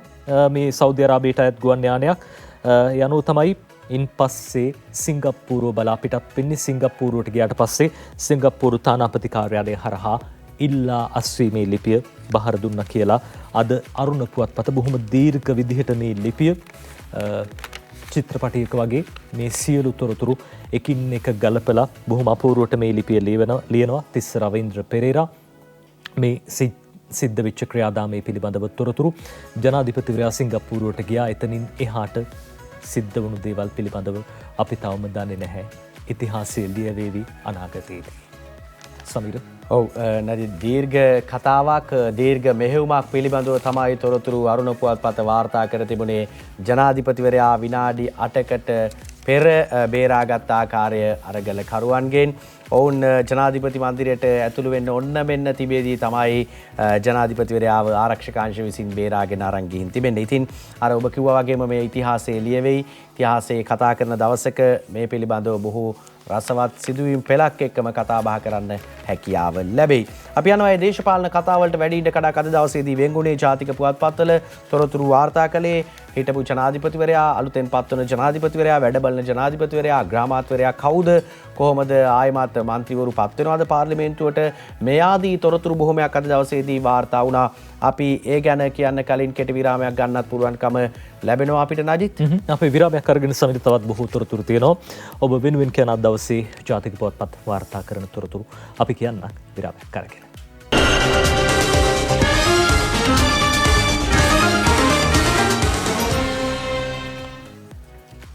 විරාමයට පෙර අපි ජාතික දේශපාලනය ඇතිවී තිබෙන තත්ත්වයන් පිළිබඳව කතා බහ කරමින් සිටියේ. දැන් දේශපාලන කාරණා වගේම අපිට දැන් මොකද වෙන්නේ? තෙල් ටික ලැබෙයිද? ගෑස් ටික එයිද? භූමි තෙල් ටික ලැබෙයිද? මේ තමයි ඔබේ ප්‍රශ්න. දැන් මේ ප්‍රශ්න ටික විසඳ ගන්න තමයි අපි මහජන නියෝජිතයෝ පාර්ලිමේන්තුවට යවලා තියෙන්නේ. දැන් විසඳයිද? දැන් කතා කර කර ඉඳලා වැඩක් නැහැ. දැන් හිටපු ජනාධිපතිවරයා Tamanගේ ධූරය අත්හැරලා ගිහිල්ලා තියෙනවා. දැන් අලුත් කෙනෙක් පත් කරගන්න දේශපාලන පක්ෂවල එකඟතාවක් තියෙනවා. ඒ නිසා තමයි ශ්‍රී ලංකා නිදහස් පක්ෂය කිව්වේ අපි කාටවත් ඡන්දෙ දෙන්නේ නැහැ. අපි පැත්තකට වෙලා බලන් ඉන්නවා කියලා. දැන් මේ අතරේ තමයි කියන්නේ මෙහෙම ගියොතින් රටට මොකද්ද වෙන්නේ කියලා මහ බැංකුව අධිපතිතුමා කියන කතාවක් තියෙනවා. මව්බිම් පුවත්පතේ ප්‍රධාන සිරස්තලයේ වාර්තා කර තිබෙන්නේ මෙහෙම ගියොත් ජීවත් වෙන්නවත් බැරි වේවි. හැකි ඉක්මනින් ස්ථාවර පාලනයක් ඇති කළ යුතුයි කියලා කියනවා.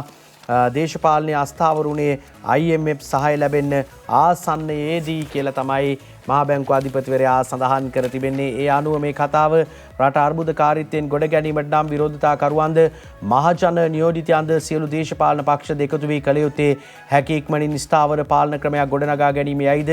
එය මේ අවස්ථාවේ තමාගේ එකම ඉල්ලීමයයිද? මහා බැංකුවේ අධිපති ආචාර්ය නන්දලාල් වීරසිංහ මහතා සඳහන් කරනවා. BBC සිංහල සේවයට විශේෂ ප්‍රකාශයක් කරමින් තමයි මහ බැංකුව අධිපතිවරයා මේ කතාව කියන්නේ. එසේ නොවුනොත් මේ මාසයේ අවසන් වන විට මහ ජනතාවට ජීවත් වීමට අපහසු තත්ත්වයක් නිර්මාණය වනු ඇතැයි ආචාර්ය වීරසිංහ මහතා අවධාරණය කර තිබෙනවා. ජනතා විඳින පීඩාව අවම කිරීමට කිසියම් කණ්ඩායමක අවංක උනන්දුවක් තිබේ නම් ආණ්ඩු ක්‍රම ව්‍යවස්ථාව හරහා හෝ එය සංශෝධනය කරමින් හෝ ස්ථාවර ආණ්ඩුකරණයක් නිර්මාණය කර ගැනීම කඩිනමින් කළ යුතුයයි වීරසිංහ මහතා සඳහන් කරා කියලා තමයි අද මව්බිම වාර්තා කර තිබෙන්නේ. ඉතින් බල ඉන්න වෙලාවක් නැහැ. ආර්ථිකයේ කඩා වැටිලා රට ප්‍රශ්න ගණනාවක ආර්ථික අර්බුදයේ ජය ගන්න නම් ඉක්මනින්ම මේ දේශපාලන පක්ෂ ව්‍යවස්ථාවට අනුව හෝ ව්‍යවස්ථාව වෙනස් කරලා හරි කොහොම හරි ඉක්මනට මේ ආර්ථික අර්බුදයෙන් ගොඩ එන්න ඉක්මන් විසඳුමක් ගන්න කියලා තමයි මේ ඉල්ලීම කරන්නේ මහා බැංකුව අධිපතිවරයා. ඒ අතර සමීරාද දවසේ මේ විදිහට වාර්තා කරන ලංකාදීප පුවත්පත මේ වේල් තුනම කාපු පවුල් ලක්ෂ 17න් ලක්ෂ 9ක් දැන් එක වේලයි කන්නේ කියලා ලංකාදීපේ කියනවා. වේල් තුනම කාපු පවුල් ලක්ෂ 9ක් එක වේලට වැටිලා ලක්ෂ 7කට රැකියාත් නැති වෙලා කියලා කියනවා. රටේ පහළ ආදායම් සහිත පවුල් ලක්ෂ 17න් පවුල් ලක්ෂ 9ක් රටේ ආර්ථික අර්බුදය හේතුවෙන් එක වේලක් හෝ උපරිම වශයෙන් දෙකක් ගන්නා තත්වයට ඇද වැටි ඇතැයි කරුණු අධ්‍යයනයේදී පෙනී යන බව පේරාදෙණිය විශ්වවිද්‍යාලයේ ආර්ථික විද්‍යාව සහ සංඛ්‍යාත අධ්‍යයනාංශයේ මහාචාර්ය වසන්ත අතුකුරල මහත්තයා ඉරිදා ලංකාදීපයට කිව්වා කියලා අද ලංකාදීප පුවත්පත ওই විදිහට කියනවා. අපි ඊළඟට යන්නේ දිවයින පුවත්පත වාර්තා කරන කාරණයක්. මේ අරගලය දින ගණනාවක් පැවතුණා. අරගලය ගැන කියන කතාව, ගෝල්ෆේස් අරගලය, ගෝල්ෆේස් විරෝධතාවය, මේ සියලු කරුණු කාරණාවලට අදට දින 100ක් කියලා තමයි කියන්නේ. අරගලයට දින 100යිලු. ප්‍රදීප් ප්‍රසන්න සමරකෝන් සමග සුජීව තත්සර ලියන්නේ අද දවසේ. කොළඹ කොටුව ජනාධිපති ලේකම් කාර්යාලය අසල අරගලකරුවන් අඛණ්ඩවම පවත්වාගෙන යන අරගලය අදට දින 100ක් පිරීලා තියෙනවලු. එය ජනාධිපති ලේකම් කාර්යාලයේ අරගලකරුවන්ගේ ග්‍රහණේ තවමත් පවතිනවා. ඊයේ දිනේ එහි පවත්වාගෙන යන ගෝඨාගෝගම පුස්තකාලය නැරඹීමට විශාල පිරිසක් පැමිණියා කියලා තමයි කියන්නේ. ඉතින් දැන් වැඩ බලන ජනාධිපති රනිල් වික්‍රමසිංහ මහතා අතුරෙන් ඉල්ලා අස්වනතුරු කොටුව ගාලු මුදුර අරගලය පවත්වාගෙන යන බවත් ජනාධිපති ලේකම් කාර්යාලයේද ග්‍රහණයේ පවතින බවත් අරගලකරුවෝ පවසනවා. දින 100ක් වෙන දවසේ ඔවුන්ගේ ප්‍රකාශය තමයි ඔවුන් අරගලය නවත්තන්නේ නැහැ කියන කාරණය තමයි වාර්තා වන්නේ. වැඩ බලන ජනාධිපතිවරයාත් යනකම් ඔවුන්ගේ ග්‍රහණයේ ජනාධිපති ලේකම් කාර්යාලයේ තියෙනවා කියලා තමයි තොරතුරු අනාවරණය කරන්නේ.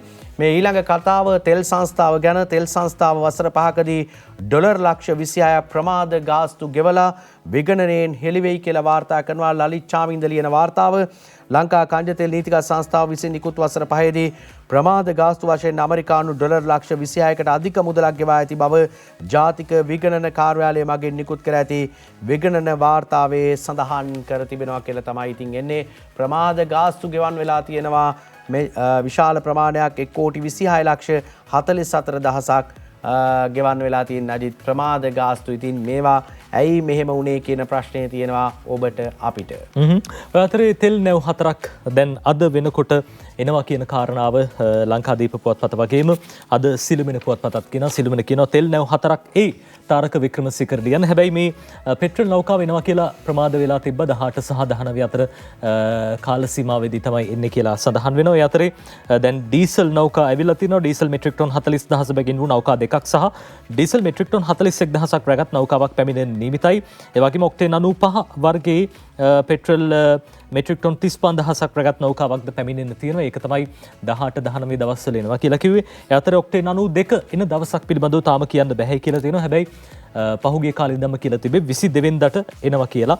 කෙසේ වෙතත් තෙල් නැව් 4ක් එනවා කියන කාරණාව සිළුමිණ කියනවා. ඔය අතරේ තෙල් ලැබුණ නැත්නම් මැති සභේට පැමිණීමත් දුෂ්කරයි කියලා මන්ත්‍රීවරු කතානායකතුමාට ලියලා තියෙනවා. මන්ත්‍රීවරුන්ගෙන් කතානායකට පැමිණිල්ලක් කියලා තියෙනවා. තෙල් නොලැබුණොත් මැති සභේට එන්නේ නැහැ. එහෙම ආවේ නැත්නම් ඡන්දෙ දීලා ජනාධිපතිවරයෙක් පත් කරගන්නත් වෙන්නේ නැති තත්ත්වයක් තමයි තියෙන්නේ කියන කාරණාව ඔවුන් සඳහන් කරලා තියෙනවා. ඔය අතරේ අපි බොහොම අනුවේදනීය කතාවක් ඔබ වෙනුවෙන් තෝරගත්ත මේ අද දවසේ අරුණ පුවත්පත මේ ගැන කියන්නේ. පහුගිය දවස්වල අපිට අහන්න ලැබුණු ශෝචනීය තවත් එක් පුවතක් කටින් තෙල් ඇදලා අවසන් ගමන් ගිය දොස්තර අමරසූරිය ගැන අරුණ පුවත්පත මේ විදිහට ලියනවා. මේ චින්තක අමරසූරිය මහත්තයා එතුමා පිළිබඳව කතා කරනකොට චින්තක අමරසූරිය දොස්තර මහත්තයා සේවය කළේ පේරාදෙණිය සිරිමව් බණ්ඩාරනායක ළමාරෝහලේ. එතුමාගේ දියණියට අසනීප තත්ත්වයක් ඇති වෙනවා. මේ තෙල් තිබුණේ නැහැ වාහනේ. කොහොම හරි අවසානයේදී කාර් එකේ තිබ්බ තෙල් ටික ඇදලා හරි මේ බයිසිකලයට දාලා වැඩට යන්න තමයි එතුමා උත්සාහ කළේ.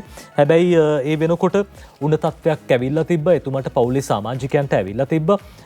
මේ කෙසේ වෙතත් නියුමෝනියා තත්ත්වයටපත් වෙලා විෂ බීජයක් ගිහිල්ලා මෙතුමට ජීවිතෙන් සමුගන්න සිද්ධ වෙනවා. මේ බලන්න මේ අනුවේදනීයම කතාව. මේ වෛද්‍යතුමා රෝහල්ගත කළාට පස්සේ බිරිඳ මෙච්චර අමාරුයි කියලා දැනන් හිටියේ නෑ. වෙනදට රෝහලේ ඉන්න රෝගීන්ට ප්‍රතිකාර කරන්නට යන චින්තක එදා රෝහලට ගිහින් ප්‍රතිකාර ලබන්න ඔහුගේ තත්ත්වය එන්නෙන්නම නරකතර හැරුණේ. නියුමෝනියා තත්ත්වයත් සමග රුධිරයට විෂ බීජයක් ඇතුළු වී තිබීම එසේ වන්නට ආසන්නත හේතුව ලෙස නිගමනය වී තිබුණේ බටෙන් කට තබා තෙල් අදිද්දී සිදු වූ සංකූලතාවක් හේතුවෙන් කියලා සඳහන් වෙනවා. ඔහු වහම කරාපිටිය රෝහලට ඇතුළත් කළා. ඊට හේතු වුණේ කෘත්‍රිමව ශ්වසනය ලබා දිය හැකි එක්මෝ යන්ත්‍රයක් තිබුවේ තියෙන ලංකාවේ එකම රෝහල ගාල්ල කරාපිටිය රෝහල කියලා සඳහන් වෙනවා. එහි දැඩි සත්කාර ඒකකයට ඇතුළත් කළා චින්තකව යන්න එන්න ප්‍රවාහන පහසුකම් නැති හින්දා මේ බිරිඳත් පුතත් හිතුවේ ඉක්මනින් සුව වෙලා මේ තමන්ගේ තාත්තා ගෙදර එයි කියලා. විටින් විට මේ බිරිඳ මුහුණු පොතට ලිව්වා ආශිර්වාද කරමින් බුදු සරණින් තුරුණුවන්ගේ පිහිටෙන් ඉක්මනින් සනීප වෙන්න මගේ පණ පුතා බලන් ඉන්නවා තාත්ති එනකල් කියලා මේ සටහනට බොහෝ දෙනෙක්ගේ ප්‍රතිචාර ලැබුණා. බොහෝ දෙනෙක්ගේ ආශිර්වාද ලැබුණා. හැබැයි ඒ ආශිර්වාද ප්‍රමාණවත් වුණේ නැහැ. අවසානයේදී මේ අවාසනාවන්ත මරණය සිද්ධ වුණා. බලන්න අපි කොළඹින් හුඟක් ඈත හාලියල පුතා පොඩි කාලේ ඉඳන් ඉගෙන ගත්තේ හාලියල ඩෙන්සිල් කොබෑකඩු ඉස්කෝලෙන් ශිෂ්‍යත්ව පාස් වෙලා බදුල්ලට ගියේ. දුක් විඳලා තමයි ඉගෙනගෙන වෛද්‍යවරයෙක් වුණේ. හැබැයි මේ තෙල් ප්‍රශ්නේ හින්දා අපිට අපේ පුතා නැති වුණා කියලා මේ දෙමව්පියෝ මේ අම්මයි තාත්තයි කියනවා. තෙල් ප්‍රශ්නේ සමහර විට තව ටික දවසකින් අවසන් වේවි. හැබැයි මේ වෛද්‍යවරයා පුතෙක් ස්වාමි පුරුෂයෙක් ඒ අඩුව පුරවන්න කාටද පුළුවන්. අපි නජිත් ඊළඟට අවසාන වශයෙන් අද දවසේදී තොරතුරු අතරට එකතු කරගන්න පුළුවන්කම ලැබෙනවා. පාසල් අරින්නේ කවදද? පාසල් දරුවෝ බලාගෙන ඉන්නවා. පාසල කවද්ද පටන් ගන්නෙ? මේ ප්‍රශ්න අස්සේ පාසල් යලි විවෘත කරගන්න පුළුවන් වෙයිද? ඉන්ධන ගැටලුව විසඳෙයිද? මේ ආදී ප්‍රශ්න ගණනාවක් තිබුණා. කොහොමුණත් වාර්තා වෙනවද දිවෙන පුවත්පතේ පාසල් ආරම්භීම බ්‍රහස්පතින්දා සිදු වෙනවා කියලා තමයි තොරතුරු වාර්තා කර තිබුණේ. ඒ අනුව ඉන්ධන සහ ප්‍රවාහන දුෂ්කරතා හේතුවෙන් නිවාඩු ලබා දී ඇති පාසල් නැවත ලබන බ්‍රහස්පතින්දා සිට ආරම්භ කිරීමට අධ්‍යාපන අමාත්‍යාංශය තීරණය කර තිබෙනවා. ඒ අනුව ලබන සඳුදා දක්වා පාසල් නිවාඩුව ලබා දී තිබෙනවා කියලා තමයි තොරතුරු වාර්තා කර තිබෙන්නේ. කොහොම නමුත් 21 වෙනිදා සිට පාසල් ආරම්භ කරන්න අධ්‍යාපන බලධාරීන් කටයුතු කර තිබෙනවා කියලා තමයි තොරතුරු වාර්තා වන්නේ. සමීර අපි බලමු අද දවසේ කාටු.